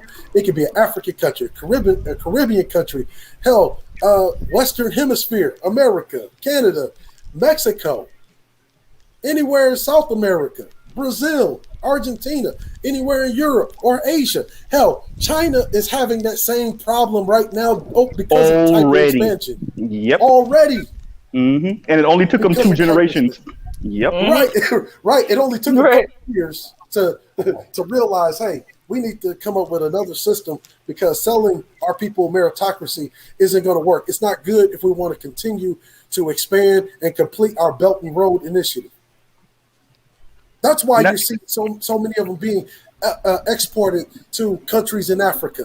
Why? Because the more the people they send out to expand economy, those people become a part of those economy and they grow the domestic economy of China, which is why China has an initiative to want to put so many more Chinese in different countries in Africa, whether it be Kenya, whether it be Sudan, South Sudan, whether it be Eritrea, whether it be Uganda, South Africa. South Africa is a huge one. Why? Because them becoming a part of that economy expands their own domestic economy, and that builds what you call empire, that thing that America has had for the last 70 years, which has been declining since 1971. And it once again to piggyback off of Cerulean and the notions of empire and Black people adopting some of these ideas about meritocracy, when you even have white professors, Michael Sandel, writing books, The Myth of Meritocracy, and the tyranny of meritocracy, and how people that are born in a particular advantageous situation, they swear by this shit, right? And because they never take into account the people under them that didn't make it, number one. Number two, they might not even be the worst. You know who the worst is when it comes to meritocracy? People like Oprah and Jay-Z, because they actually did make it. So they forget the luck part of their life. They forgot the uncle that helped them out, or the aunt, or the friend, or the associate. That very lucrative set of circumstances, right? It's a very fortunate set of circumstances, right? Oprah wouldn't be shit if it wasn't for the Telecom Act of 1994. Thank you.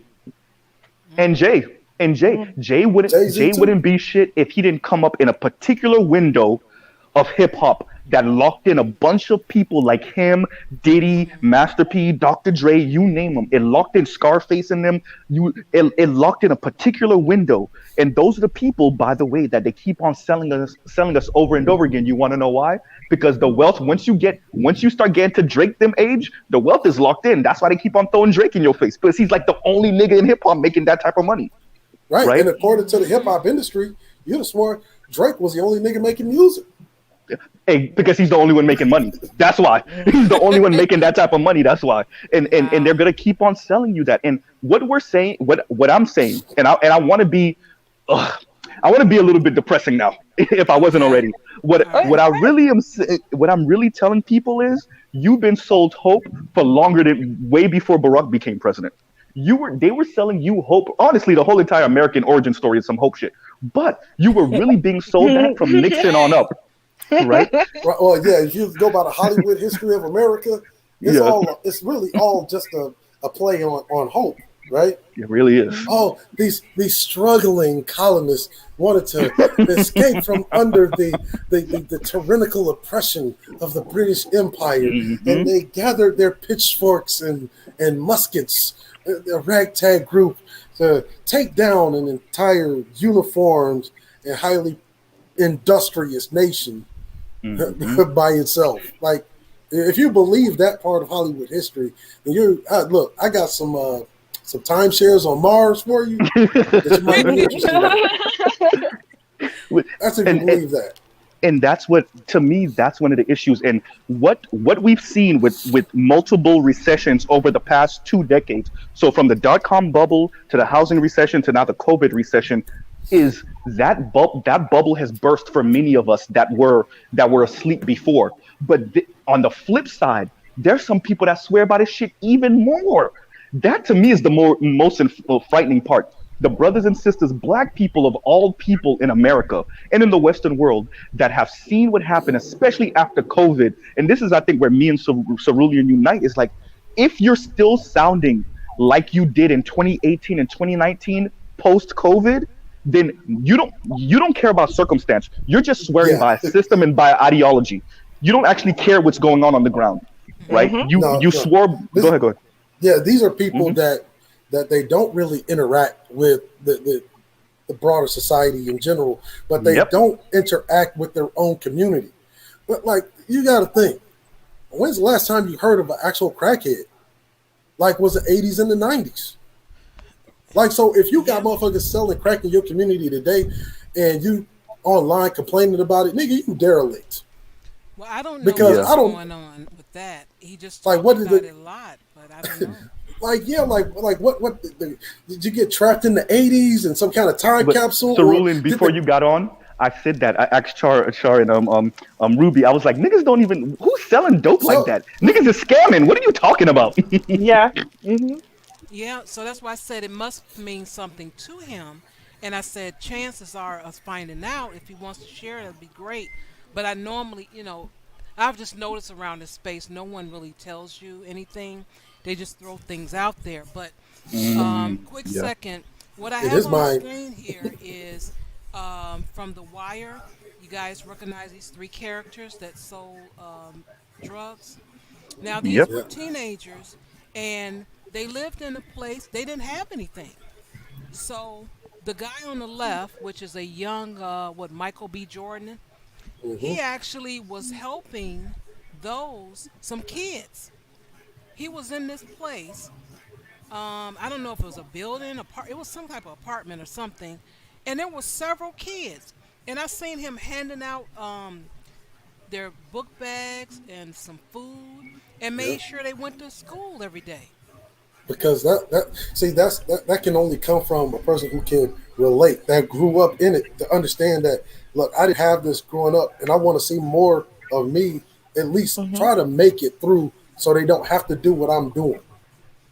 You see, Right. only somebody that can relate to that lifestyle is like, look, to give back and say, you know what, I'm making all of this money being a lookout for the dope boys.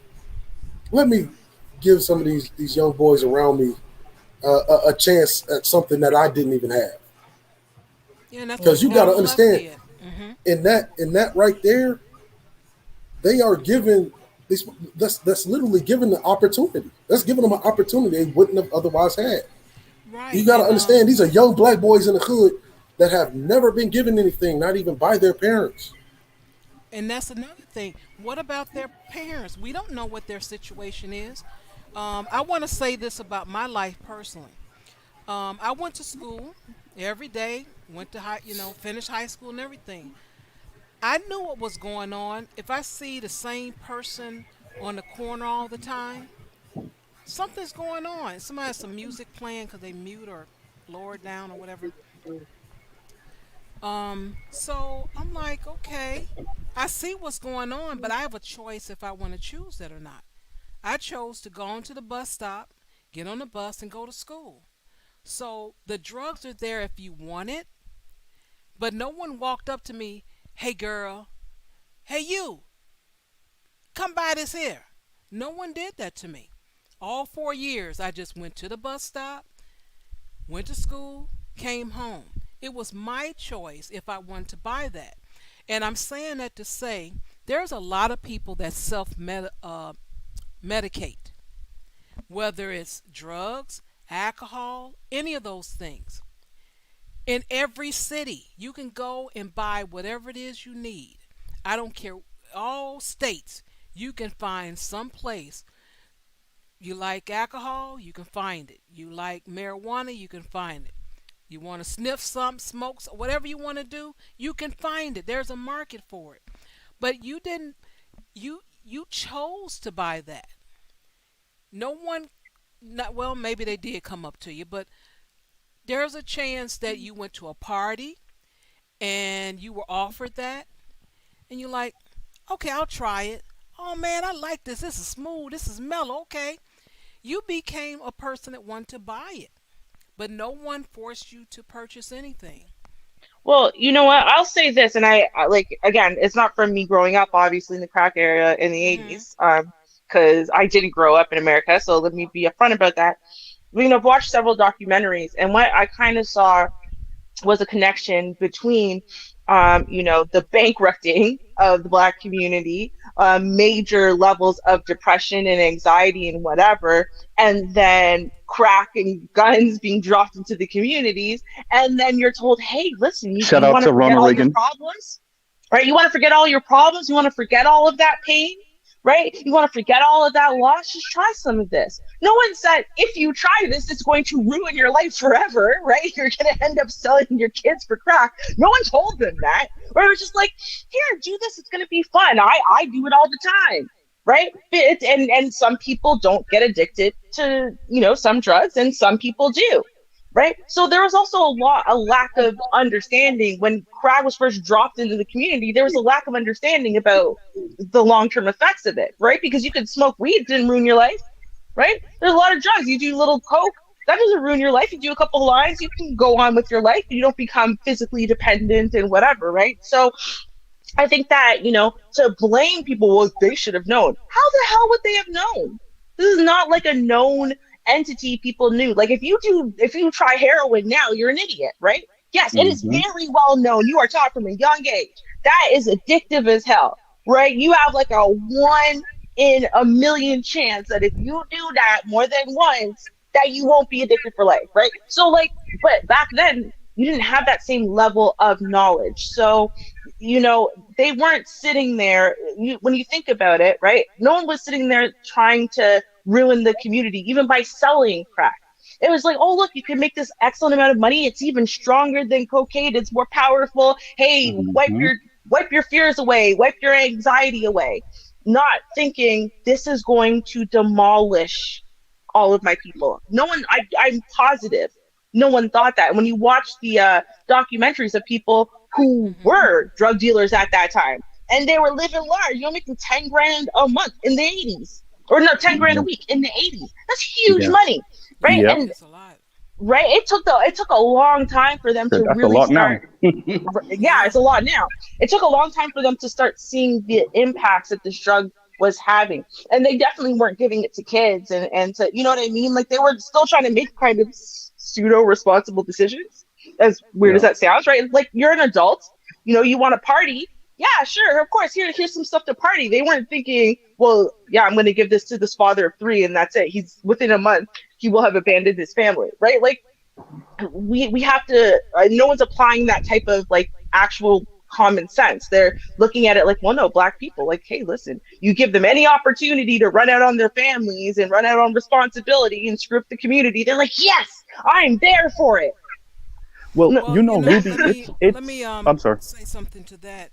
Now, I would say not to say the word ruin their life, but it did affect their lives in some kind of way. A person, whatever the drug was, because there are certain companies, they're not going to allow you to work because they're going to take a drug test and like, no, we have a no drug policy. So sorry, that may be your recreational use or whatever, but no, you can't work here. So it could affect some people's life.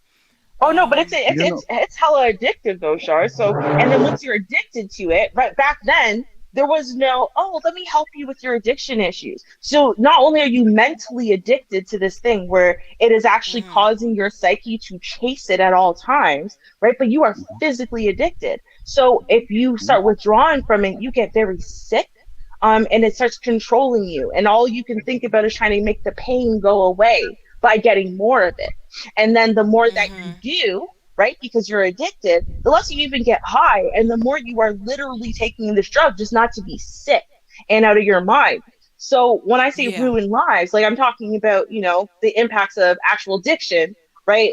Which again, it's a Okay. very heavily addictive drug, right? Versus the people who are using it as a party drug, but could still live or could be functional addicts. Because again, we have a lot of functional crackheads here, like in the very upper middle class place that I grew up in, a lot of functional crackheads, but they're all white. Like I've never seen a black crackhead until I went to America, and I've only seen one. Hmm. Right? I've seen like 50 or 100 white crackheads, right? Because that's the big thing here, functional white Wow. crackheads. I Right. don't know. Yeah. You know, in the Black American community, I think what many are suffering from is a ahistoricism that's informed by respectability.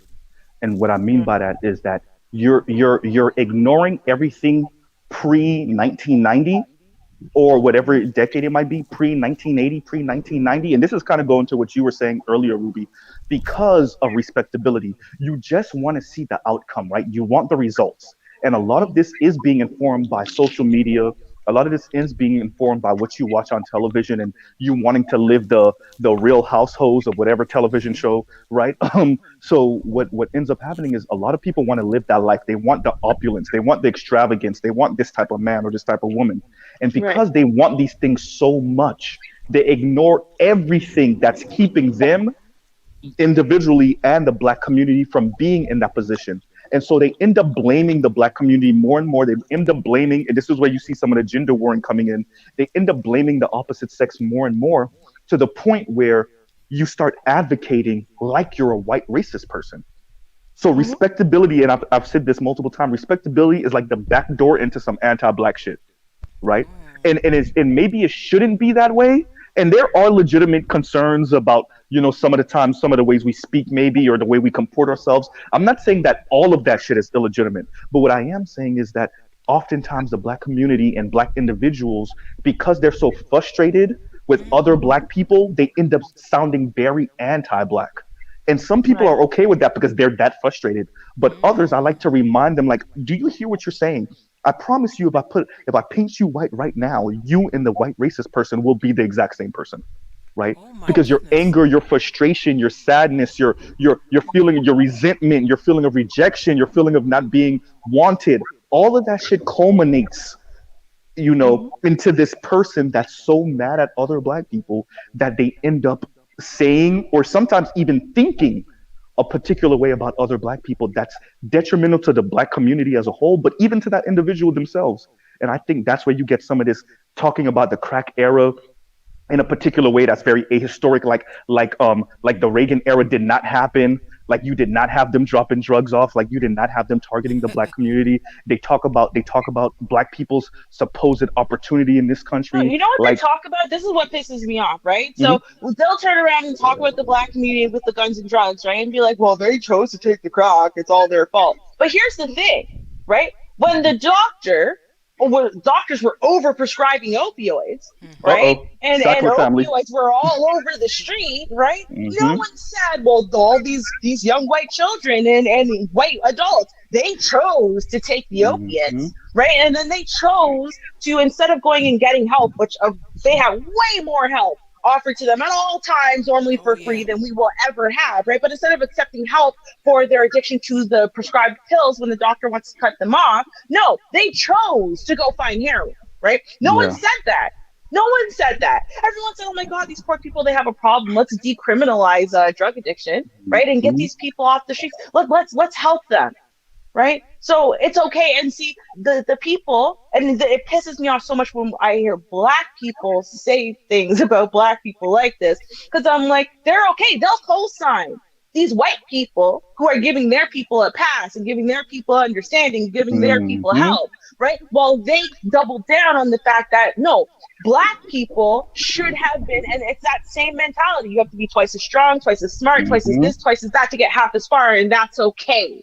It is okay that we don't have the same level of understanding, that we don't get to be considered human beings with the exact same weaknesses and fallibilities and so on and so forth, right? Well, And Ruby, let worse, me cut you off real quick, okay, and give me by saying one this. second. Okay, Just okay, like okay, two okay. seconds, right? But what's worse than that, right, is that the oxycodone, that's big pharma at work, right? Wanting to just make a quick buck, and they didn't care. They don't care what they have to push, right? So they were being taken advantage of that way. And everyone feels sorry for the white teenager, right? But no one feels sorry for the black community when Right. first they turned around, right? They made sure we were all impoverished because they screwed us all with the predatory lending, amongst other things, right? And then said, here, you guys, look, this is a quick way for you guys to rebuild your community. Here's a great way for you to be able to feed your kids so you don't Mhm. starve to death, so you have clothing in the winter, right? But that wasn't okay. That's not acceptable or understandable at all.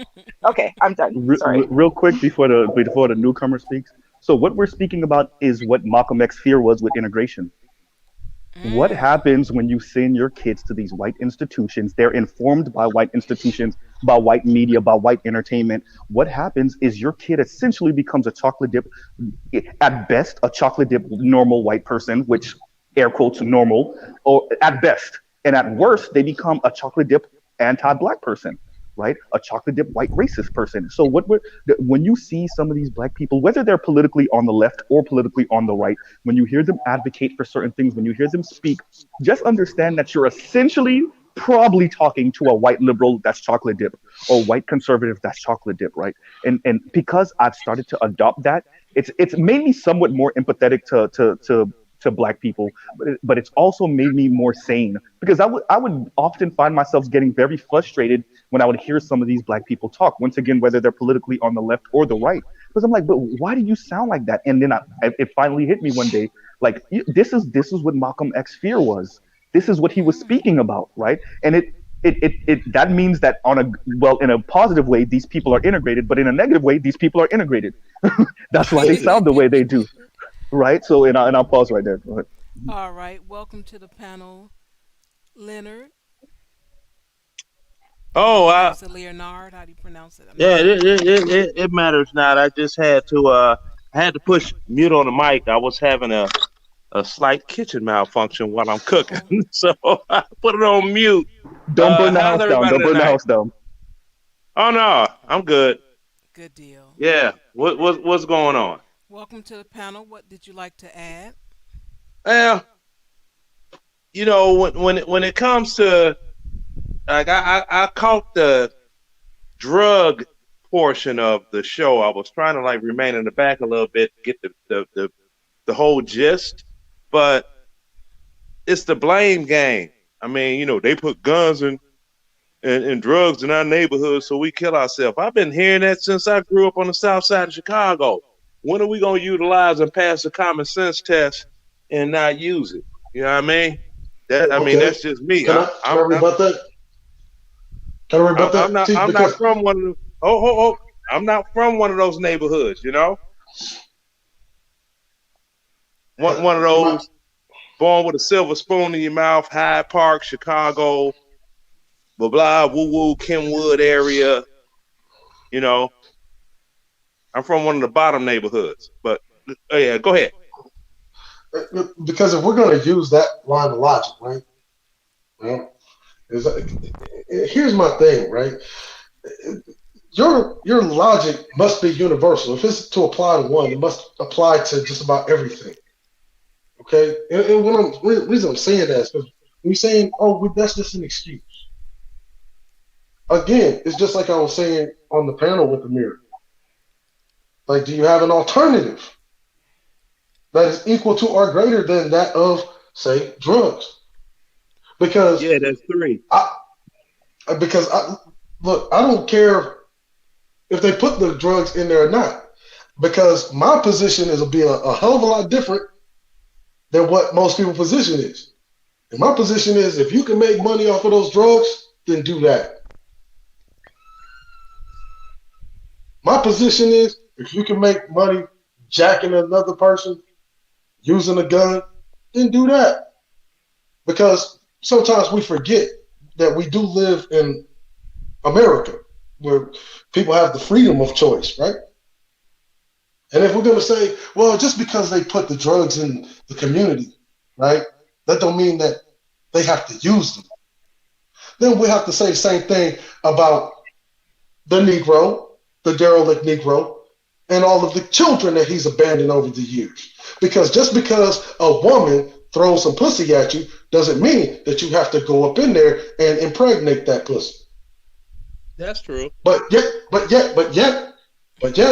what I hear a lot of is a lot of complaints and crying about the effect of an overarching system. Now, unless you have the ability to provide that economy that would keep those young men out of the streets, keep them from picking up the guns, robbing the man next to them, keep them from selling drugs or even using them, then you have no position to talk about these things. And this is really the point that I was trying to get across to the guy that I was arguing with. Because if we're going to talk about aberrant behavior, let's talk about some aberrant behavior that we think really is just so full of merit and so full of savory intentions, like that church. Let's talk about the aberrant behavior of that church. Let me see who's a lot worse. The dope boy pushing a pack on the corner, or that church that's extracting the wealth with no reinvestment into its own community, which actually contributes to the very thing that it keeps on complaining about when it's talking about these kids on the corner selling crack and selling drugs and picking up whoever put those drugs in there.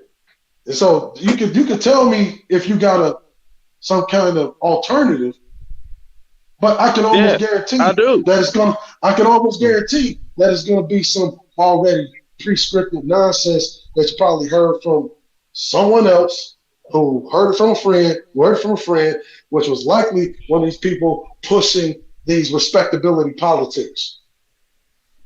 Well, brother, before you give your, I just want to remind you also, like Ruby was speaking to earlier, all through the Midwest in America, all those white people that are falling out in the middle of 7-Eleven because the Sackler family was pushing prescription drugs. So what a Cerulean is saying is definitely a point to think about, because when you do leave people depressed and then you flood their neighborhoods with substance, right, with these type of drugs, they are more likely to take it, right? So we can't discount that. You know, once again, like China, Britain beat China and then opium wars, you know, like that type of thing. So I'll pause right there. Yeah. I don't discount that. But I put out there the truth as I seen it, as I have seen it. Now, you have a young black person that's coming up in the ghetto, impoverished area. As long as you can get a high school diploma, okay, and that's the key. A high school diploma, that's the key right there. Okay. Or a GED.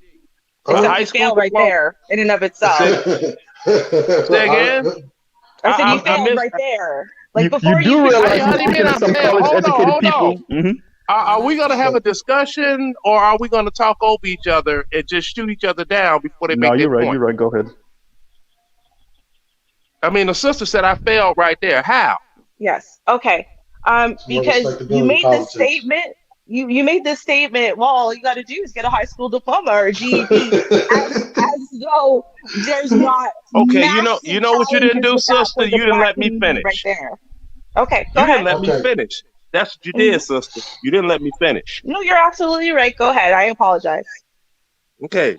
Apology accepted. Not necessary, but I'm just trying to get this information out there. Now, once you achieve one of the two, right? You've got three options. College, but college is not for everybody, so scratch that off. Trade school is not for everybody, scratch that off. The military is not for everybody, scratch that off. If you're not going to take one of them three options and try to doggone bring yourself out of that initial situation that you were in, then you're optionless. Now, we must consider a lot of us, like my parents, they lived in dirt poor southern states under Jim Crow and this and that. What did they do? They moved north for better opportunities. They gained better opportunities, and they didn't go back.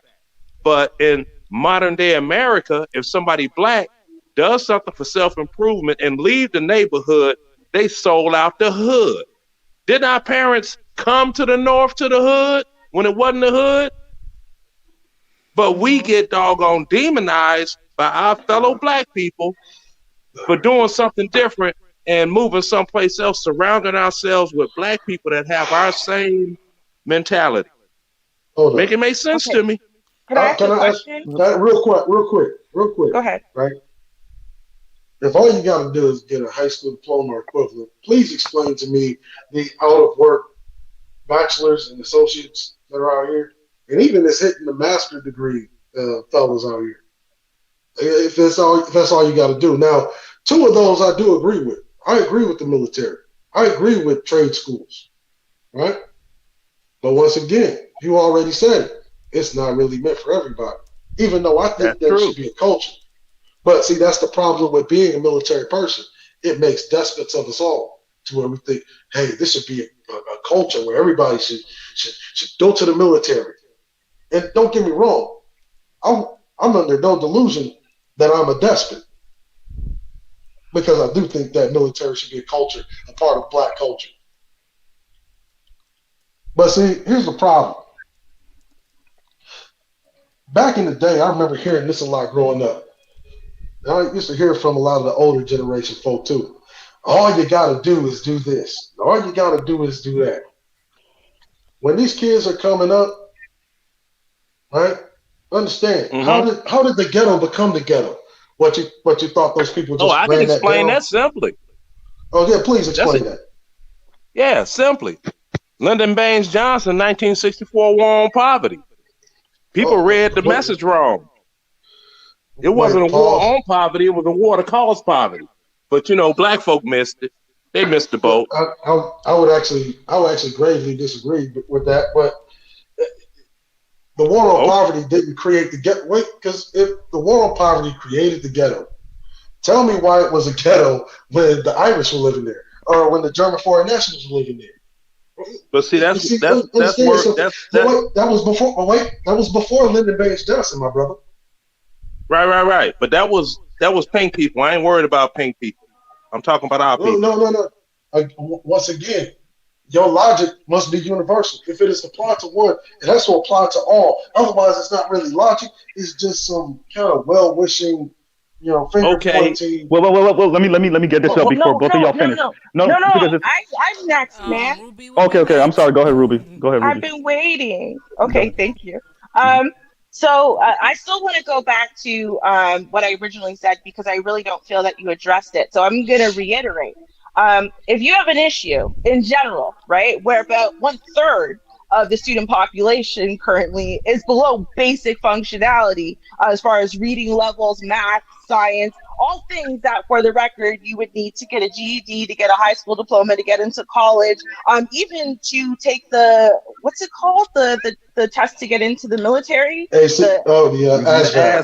ASVAB, right? So in general, right, like you need basic skills, and right now what we're seeing, and of course it's much more severe in our community, right, is you are seeing a failure to thrive when it comes to these basic things. Now you could say, well, those kids could still maybe get into trade school, but now the question would be, if you don't have any functional skills, because in essence you have not been around any type of carpentry, welding, anything like that, for you to even imagine plumbing, for you to even imagine that it's something that you would be able to do, and you lack male role models in your life who are doing the same, that you might follow in their footsteps, right? Then when you just say, well, all you've got to do, right, is get to that, golden age, 17, 18, and get the high school diploma and get the GED, and then follow these life paths, like you're still cutting out like 1/3 of the population.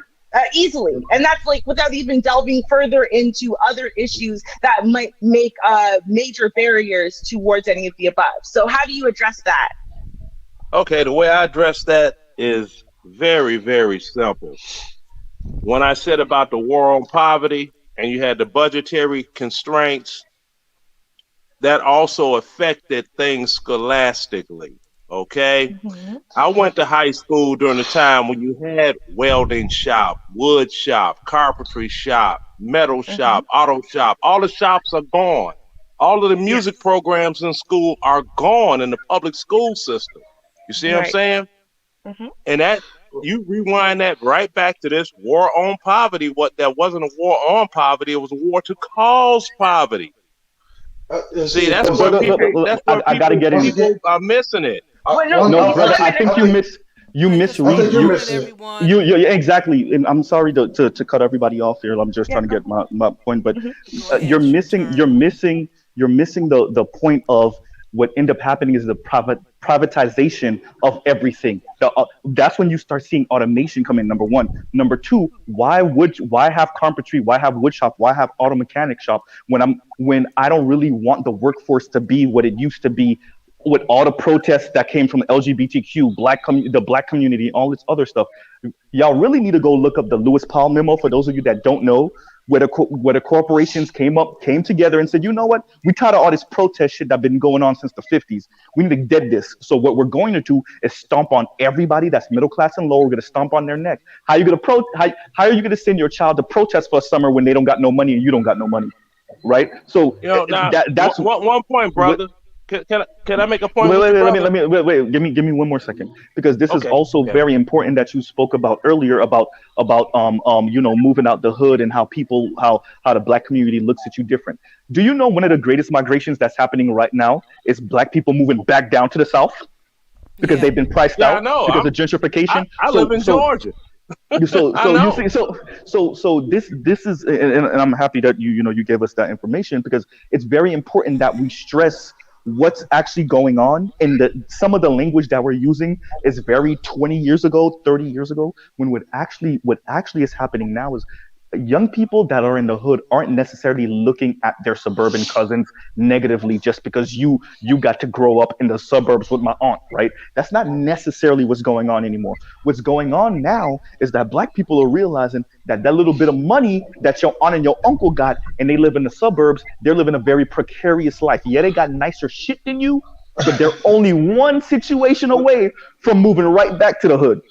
Well, do you mind Mm-hmm. if And I I'll pause add to right there. that? Do you mind if Go I ahead, add go to ahead. that? And this is why I say I would completely disagree with that whole nonsense about LBJ caused war on poverty, which was a war to cause poverty, which is a bunch of nonsense. And the reason I'm saying that is because what actually killed LBJ's Greater Society Act programs was states' rights. Like, so why are we playing this game? Like, you went to school in Georgia. You know what?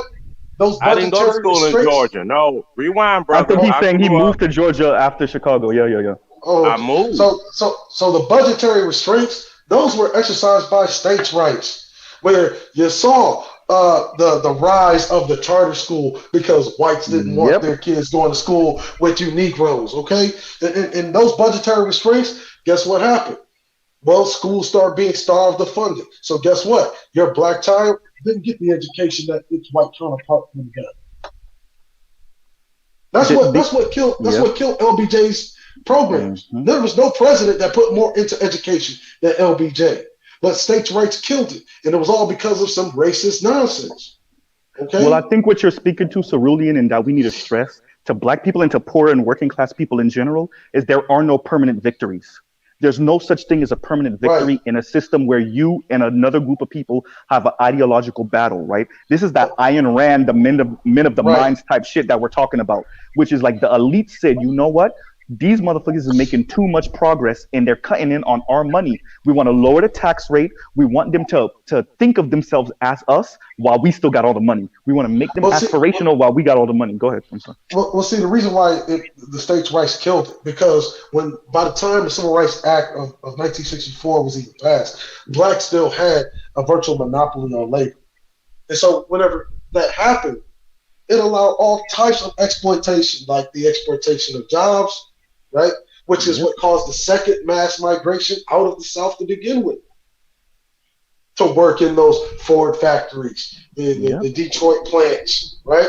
And then you look at what happened as a result of 1970 to 1971. They gave corporations like Ford, like GM, the right to export their jobs and sink the city of Detroit, where Americans were making America's cars. Yeah. And so now we're there's looking another at layer to that also in the Nixon era. There's another layer. The United States went on a fiat money system. Yeah, off the gold that was standard. 19 that was 1971. It was passed by Nixon. You know, France sent over a battleship with all of these American dollars to on get it their money. to get their gold that America had in Fort Knox. And what happened was Nixon got spooked and said, "No, we can't give them back the gold because we don't have it. It's been spent." And so what happened? They went to what they call the exorbitant privilege to create the fiat money system. Bye to your gold standard. And do you know what happened between 1971 and 1975? The rate of hyperinflation was nearly the rate of hyperinflation was nearly 300% in those 4 years. Because people were printing, the United States started printing, and other countries were printing their own money. But see, at the same time, if you were already poor in 1971, by the time 1975 rolls around as a black person, you're already priced out. Bam, there goes your next mass migration. Yep. Yep. All right, I'm going to stick a pin right there and introduce. Oh, he just left. Sorry. That's true. Come back. Okay, go ahead, guys. That is very true. And and some people don't take into account the Vietnam era and the effect that had on Black America. They talk about America as a whole. I speak on my people. Okay, Vietnam era. What is it very important, brother, that had an adverse effect on Black America too. No, you're right about that, but I think when you say I only speak about my people and I don't worry about the pink people, we have to put these things in a context. The reason why, and especially for people like me, I would argue maybe people like Cerulean also, the reason why we talk about Americans writ large or what's going on in the overall society is because those things affect us also. But like Cerulean keeps on saying, it got to apply to all. If we just keep on focusing, and we need to focus on our community, I'm not saying we shouldn't, but in context of what's going on, because what ends up happening is I think oftentimes we so hyper focus on the community. That's why we end up sounding the way we sound, so detrimental to the community, because you're not understanding that these things are affecting Americans writ large, right? Well, I know what's affecting America. I know what's affecting America at large. I mean, but you have to look at it. You have to look at it through a lens of truth. Black people in the United States overwhelmingly vote for Democrats. Republicans are called. And what bearing does that really? Wait, what bearing does that really have? What bearing does that really have on the quality of life of Black Americans? Let's just be honest. What bearing does that really have? What bearing does that have? Because the reason I'm asking Cerulean, let him land with that, because I want to see where he's going to go with that. It's very important. We Black people vote for Democrats as opposed to Republicans, and why do you think that is? Okay, now this is me. Now this can't be scientifically proven. All right, let me put that caveat out there first. Now, for you all that are old enough, I don't know the age of the panel, but when President Kennedy was killed, there's a Black woman that was always crying on TV saying, "Ooh, he did so much for American colored people in this country." Why? They ran that clip in loop form for decades, and that played on the heartstrings of Black people, and bada boom, bada bang. Because we used to really support the opinions of our women and protected them and all of that. That's how it used to be. I was just talking to somebody earlier. This is a side note about back in the day, you know, for you all that may be old enough, I don't know everybody's age, but you had that one woman that sat in the window all day and would call your mama and tell your mama you was out there messing up. When you got home, you got it, and you didn't know how your mama knew. You thought she was psychic. No, that was that little old lady. Like the other older women on the block that was sitting there drinking a can of Miller's beer wrapped in a napkin, drinking it through a straw, smoking a Winston cigarettes. Black America, we lost our doggone class is the only word that I could use right now. But our decency, our respect for our elders, and a lot of stuff over the years, we as a people have lost that. It used to be you did not use profanity in front of your elders. Everybody was called Miss and Mister. We saw our parents, for those of you that are old enough. Oh, Miss Brown, how you doing? Oh, how you doing, Miss Smith? Everything was Miss and Mister when adults were communication. Now you got kids talking about, hey, Pam, what's going on? And that's their mom. Okay. All right. Once again, like those are effects of a bigger overarching problem, right? If in your parents' generation, right, they can walk into a job as, say, an apprentice. Say your dad and your granddad was a carpenter. Your dad can walk into a job as an apprentice. By the time it gets to our generation, you don't have that no more. That's true. Things changed up. I remember the older guys. And the way respect has to flow, you must be doing the very same thing or greater than what the previous generation did for your youth if you want to garner that same respect. You cannot give them subpar schools. No, you can't give them subpar schools. You can't give them the lack of a greatly generated economy that they can literally use that economy as opposed to using drugs as a means, as an economic vehicle, right? And then you wonder why you ain't got no respect. Well, what have you provided to your children? You've allowed your children to inherit dust. You've allowed your children to inherit slums because of your political apathy. You have not even stopped the criminalization of your own children, and then you want respect. Well, I'll back up. Now, I talked to various. Oh, wait, because to back up what Cerulean is saying. Okay, so I asked you vote for Democrats as opposed to who and why would Black people vote for Republicans en masse, and you answered me with a respectability answer. But you didn't really. You answered a question, but not the question. And the question was. Remember, I talked about the Black woman. You veered off into that, but the question was because you made a statement, and what I'm asking you is, Black people started voting Democrat. Why do you think Black people vote Democrat over Republicans? That's essentially what my question was. No. Okay. Cerulean, we know why. What I'm asking him is, why do he think they do? Okay, this is why I think they do, because you've got all those pictures up with Martin Luther King and LBJ. You've got. Hold on. You all are laughing. And don't get up until go into the answer. No, go ahead into the answer. I'm mute.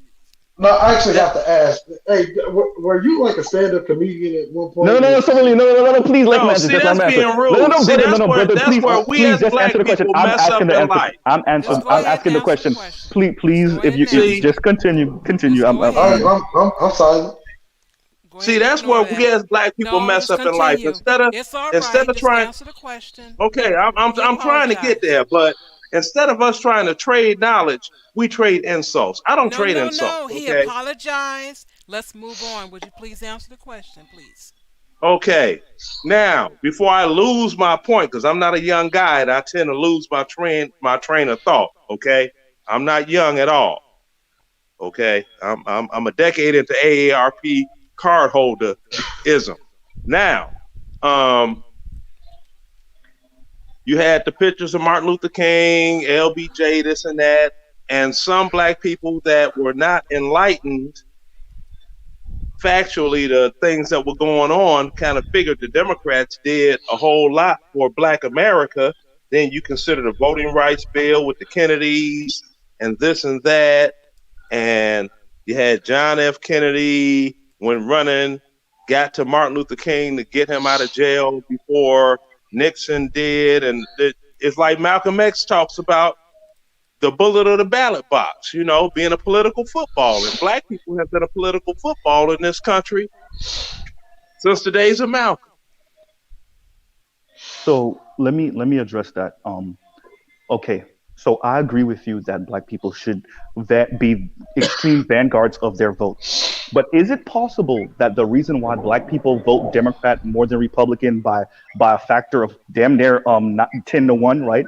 Is maybe Mm-hmm. because black people realize that they might need big government, they might need government help, and that do for self, rugged individual shit that the right is pushing doesn't work for black people? Is that possibly why black people and Well, in mass, Cerulean, in mass moved from the south to the north? Because in the south, it was your same government that allowed the private sector to screw over your uncle and his business, kill your dad, and all that other foolishness. And they moved to places where they could at least shame the government into pretending like they gave a fuck instead of being in the private sector, states' rights south. Is it possible that it's more than just emotion why black people vote Democrat and not Republican? And that's not saying that Democrats aren't racist. They just do a better job at pretending they're not. And every once in a while, they throw you a crumb, where the Republicans will not throw you a crumb. What they'll tell you is to pull yourself up by your bootstraps. Is it well, possible that that's why black well, people vote Democrat, not Republican? well, it's a That little is more very, nuanced. that I think I it's was a little trying to more answer the brother. nuanced. I was trying to answer the brother. Okay. Go ahead, That is Sarun. Let him answer, and very. then you could go ahead. I appreciate what you just said. See, that enlightened me on something that I didn't look at, and that's what we need to do. We need to enlighten each other. Okay. Now Mhm. I agree with what you just said because that's something different from everything that I've heard prior to, for reasons thereof. So I agree with that 100% fully. Well, do you mind if I enlighten you Democrats some Alright. more? are the best at throwing rocks and hiding their hands. They Yep. are. Well, Yep. well, I think it's a little more nuanced than that, and allow me to enlighten. The reality is, prior to 1964, the black people overwhelmingly voted for Republicans. This is This is true. a fact. I Okay. know it's true. I agree. And whenever our esteemed brother here asks, why do you think black folk started supporting overwhelmingly Democrats over Republicans, it has a lot to do with that Jim Crow South. Now, if you look at the old Confederacy, it was the old Confederacy that was working against black folk. True. You look at the old Confederacy, where you had white Democrats having a difficult time getting the vote because they had so many more blacks that were overwhelmingly Republican, which is where the voter suppression comes in, which is where not only the voter suppression, but the failure of the Republican Party to lend support against voter suppression. So when we're talking about why they overwhelmingly vote Democrat, that's why I said it has really no bearing on it. Because if you look at the red states as it sits today, most of the red states you go to, you can't tell if you were in a third world country or not. Take the state of Louisiana. Hell, let's take some of the outlying parts of the major cities in Texas. Go outside of Houston. Go outside of San Antonio or Dallas, Fort Worth. Go outside of those. The infrastructure down there looks like a third world nation, which is why when you just saw a rolling blizzard, right? Take out most of Texas's power. Cerulean, hookworms in Alabama, bro. Hookworms in Alabama. Hookworms in the feet. Hookworms in the feet, which means that what? That there is open sewage that is seeping into the very ground. Where, in Alabama, where people grow their own personal crops, right? Their own personal cabbage or collard greens or peanuts or what have you. Now that's all sewage water seeping into the ground, where farmers get hookworms. Well, same The as with reason, Rolla, Missouri, St. James, the reason why you Cuba, see, Missouri, all around that way where there are virtually no black people. which I've is been why around. when you look at the rural, what you talk about, rural South red states, you're looking at the result of Republican leadership. I mean, this is just a fact, and that is what black folk were fleeing from. Whenever you had the first mass migration, the second mass migration, the push out by the Department of Agriculture's head, Ernest T. Butts, right?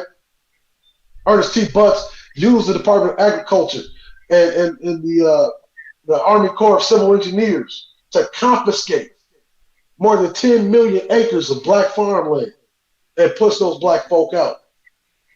That was Republicans doing that. So you mean to tell me black folks supposed to go back to being treated any old kind of way by the Republican Party? Because let's just be honest. What are the Republicans really doing for their own constituents? You just had a major disaster in Florida where you have private contractors cut corners on a skyscraper, right? Mm-hmm. And it collapsed, killed over 100 people, thanks to Florida's deregulation bill, right? Mm-hmm. And that governor might be your president one day. I'm in Florida. Trust me. You don't want you also DeSantis. have something. You also have something that's going on in Atlanta right now, and you can look it up to find out about it. And this is prior to the Keisha Lance Bottoms regime. Okay, there are areas in Atlanta where you have people that are elderly that was just supposed to be in retirement forever home. They're trying to clear all them out to build a doggone whole other area with a pond to handle the rain drainage in Atlanta, and the whole area is black. Look it up. All right. It's a very big struggle that's going on in Atlanta right now in Fulton County. You know what I noticed when we have these conversations with people that think this is a party issue, right? Is they talk about the individual cities. Because you talk about Lance Bottoms, right? And her regime. Understand, Atlanta is still in the state of Georgia, if I'm not mistaken. Yep. Last time I was about to say, yep. It's still in the state of Georgia. And the last time I checked, the state of Georgia still has a Republican governor. Now, Red as hell. If I'm not mistaken, now the last time I checked, hold on, brother. Because you got to understand how government works. Now, you talk about a state of Georgia that gets a hell of a lot of federal money. Mm-hmm.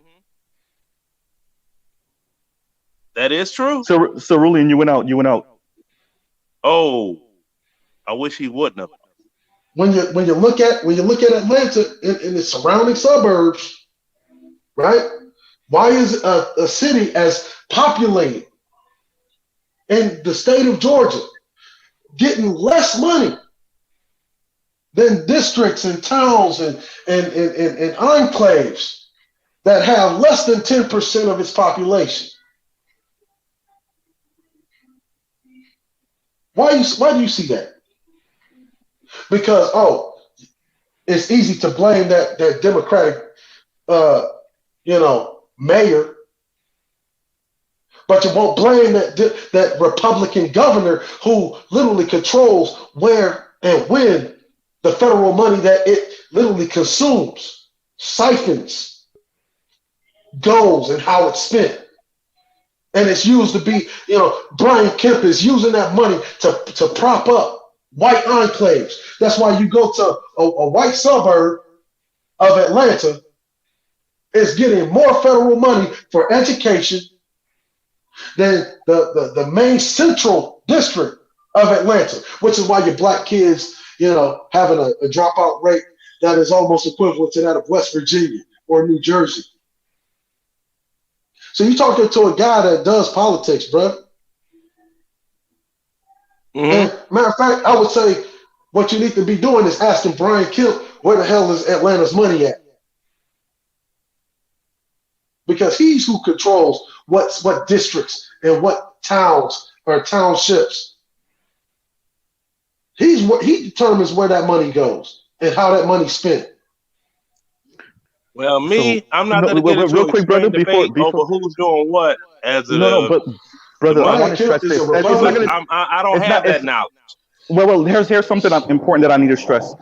I'm happy Cerulean went to where he went. I'm glad that he went there, because the reason why I asked you the question again is because I wanted to stress this. Oftentimes when we have these conversations about right and left politically, especially how black people are concerned, what often happens is where we on the left, or usually center left or extreme left, we like to talk about systems and how systems affect people, and how if your system is too limiting, you almost force people in a particular direction. Maybe if you don't force them, you encourage them. If you don't encourage them, you kind of show them the light over there on in that direction. So it's all about systems for many of us. What often happens is that brothers that advocate on the political right, is when you ask them about these things or you talk to them about these things, they start giving you very anecdotal answers, very individualistic answers that don't actually help Black people. Emphasis on the word people. It might help a couple of persons, a couple of Black individuals, but not Black people. And so that's why I asked you the question again, because when I initially asked you the question, you started talking about respectability. That's a very individual, person by person type of conversation. This person disrespected my grandma, or this person acts like this, or this. No, when we talk about systems and how systems encourage or discourage certain actions, it's very important that we talk about Black people in that. At least for me, this is very opinional, but which is not a word. But it's very important that we talk about that. That doesn't mean I'm discounting what you're saying wholeheartedly, but black people find themselves in a very interesting position in America, especially ADOS Black people. And what we've been being sold is literally since the day after slavery is some individual shit that doesn't actually work for Black people. The only time this system ever backs up just a little bit and gives Black people just a little bit is not because you have one millionaire here or one billionaire there or one entertainer here. It's when Black people as a group of people, as a collective, make their voices be known and actually kind of scare the system enough, right? And you saw this with George Floyd. I end with this. You saw this with George Floyd. Now, we did get that movement co-opted by an AstroTurf organization, masquerading as they're helping Black people. But even with that, the crumbs that came off the table were only there because they were like, oh, these niggas burning cities down now. Oh, they're burning precincts down. Until you did that, you wasn't going to get anything. So once again, it's about organizing it as a group. And I'll pause right there. Can I say something here?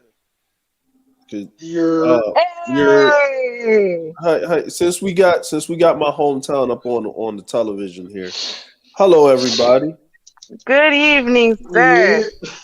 Glad you made it to the conversation. Hey, what's good, Dre? What's going on? I took my I took time off of my I don't care about the world because I'm about to be 40 soon. Right? So since we here now and Chandra's not here, I will be the asshole. All right. So I heard a lot of explanations, and I think somebody got some background noise there. Playing in the background. Somebody got some background noise playing. Oh no, Amy.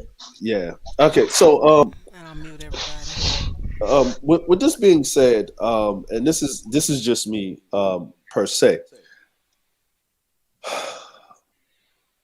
The problem that we have here is that Black people prior to the Civil Rights Act saw themselves as American. They saw themselves as a part of the infrastructure of the country, whether it was involuntary or voluntarily built off of their backs. Now, and I'm going to test for this because I was born in 1981, I was told by Black folk, right, in my family, don't join the military. You might as well go to jail. Don't do that. Go to college. True. You know what I'm saying? The United Negro College Fund is a terrible thing. Is a terrible thing to waste, right? But then they didn't tell you about how can you get these grants. Where will these grants come from? Where will this money come from? And then there was a select few of Hasidic Negroes that would only sprinkle that information to certain Negroes. Now, I thought for a certain fact of the matter is that Black people don't stick together. No, that's not even true. It's a human nature thing. Now, see, and the reason why I say this is because I happen to live in a whole fucking other country where it's homogeneous, right? Where they move to the beat of the people that are in power. It's just what it is, right? And when I thought about it for a second and I'm listening to these things, right? These institutions aren't white, they aren't Black, they're not this, they're not that. They are American, Remember, you are an American. Find one Right. place on the continent of Africa where any nigga can go to and just plop down and say, "We's homes, boss," because you can't. But see, Dre, Nope, you that's surely exactly why can. I've always said that this it has to be a universal logic. We're not in a bubble. We are a part of the American experience. We are Yes. what made this country what it is. So you can't sit there and say what's what's good for the goose isn't good for the gander. Now, Right? the thing that they're doing right now, and I'm glad Cerulean pointed that part out, right? Of course, right? Black people only make up 18% of the goddamn population, right? And I got this problem. 18% can't do shit but be a tiebreaker on anything federal, right? So that means that if 18% of the people that's a part of the population that's sitting in the major city states, that means black people shouldn't give a damn about who the president is. They actually should give a damn about who they city councilman is. They should even give a damn about who their damn governor is, because that's who makes the goddamn rules. And actually really affects what happens in the federal legislature or their fourth right. Black people shouldn't be Democrat or Republican. Black people should be what's better for the goddamn whole. Now, True. we're not looking at something crazy or something like this or gentrification. Stop using the word gentrification when you look up the street and you're right next to white folk. I see more news articles of black people in these wonderful neighborhoods getting harassed by Karens and shit. That means black people are actually moving up from popular demand, right?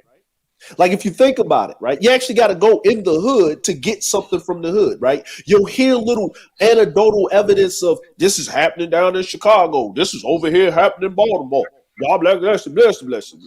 Here's the problem. And this is the thing that I've noticed from afar, right? Because when you're in the forest, you don't know how many trees are in the forest. You don't even know how tall the trees are. Here's the problem. The biggest problem, right? Black people went through what they went through between the time they went through it after the Civil Rights Acts, after our leaders basically served niggas up for like cheddar biscuits and pats on the heads. Yes. I'll say it and I'll say it again. After the real leaders got killed and after the bootlicking leaders served us up, we haven't moved forward because our leadership was trash. They were right there clapping and kumbayan and sitting down there kneeling with their kente cloth with Pelosi and the rest of them when they were signing that goddamn fucking act, that criminal act, that three-structure out rule during the Clinton administration pushed by the president right now, Biden, with Trump backing it when he was a Democrat. 5 years continue. They was all there, right? So just like on the other side, right? So you got the Democrats. If we want to talk about black people, the Democrats and the Republicans just changed hands. The Republicans was behind the scenes racist, and the Democrats became in your face racist, and then they just switched. America is just racist overall, but that didn't stop anybody else. Matter of fact, our counterparts from the Caribbean and from the continent of Africa seem to love America's racism so much that they use our preference against us whenever they get a chance to. So what is our problem? What do we have? What is the issue? Black people do not see themselves as American. They don't think that they belong in America. They don't think that, oh, this is a hood. How about I turn into something great? Because when the first Southern migration happened, or the second or the third thereafter, the black people wasn't in the city. The white folk was. You know why the black people got shoved into the city? Well, there you go, your first depression, right? When they first did the first migration. Then after the Korean War, when black people came back with all these skills and stuff, they was building up the suburbs. So white people decided they wanted to move where the niggas was at, move them back into the city.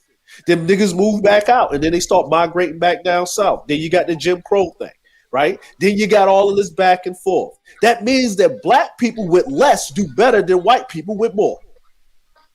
Ain't that amazing? Bang, Ain't that amazing? That's Ain't that amazing? That's actually, by the way, real quick, that's a fact. Black people actually have a better savings rate than white people do. A lot of people don't know that, but like that's a fact. That's a fact. So all your Negroes that's talking about, no, niggas be spending their money on Jordans and weave. First, no, that's not true. That's bullshit. But I agree with you. Keep on going, brother. Keep going. No, and even with that, right? Guess who's still working? Guess who's actually working right now? Black folk. Guess who's actually holding up the nation on their back? Black folk. When they talk about rates of people quitting and sitting on unemployment because they make more money on unemployment than working their job per the hours that they work, 60 hours a week. Black people, it's hard as fuck for niggas to get unemployment and welfare. You got to put it for that. You know what I'm saying? You know what I'm saying? So now here's the crazy part. I don't live in America no more. Haven't lived in America for almost 20 years. So how can I, not coming from that right there, what he's wearing, when he's walking past, that was my reality, right? I was the little nigga at 14 years old running a pack on the goddamn corner. But guess what? Guess who kept my black ass out of jail? The very nigga that was giving me the pack on the corner because he knew I needed to do it, right? Because guess what? I didn't have nobody. Matter of fact, it was the very family members that were so successful with their houses on 2 and 3 and their kids going to college that shunned me and turned their back on me. But it was actually those men. But guess what? Those men don't exist anymore because they're dead and they're out of jail. Remember, the Italians didn't get out of the situation they got out of when they came over here being squares. It was actually the mob that got them out of their fucking problems. Yeah. Right. It was actually the ones that smacked up people upside the head. Matter of fact, the brother, gangsters. Could I stress something real quick? Being Haitian descent, I'm so happy you said that. Being Haitian descent, I've sitted at house parties at family members' houses. Because everybody that knows about South Florida, Haitians is nurses like a fuck. Like just like they got Filipinos that are nurses in Cali, that's the way it is for Haitians down here in South Florida.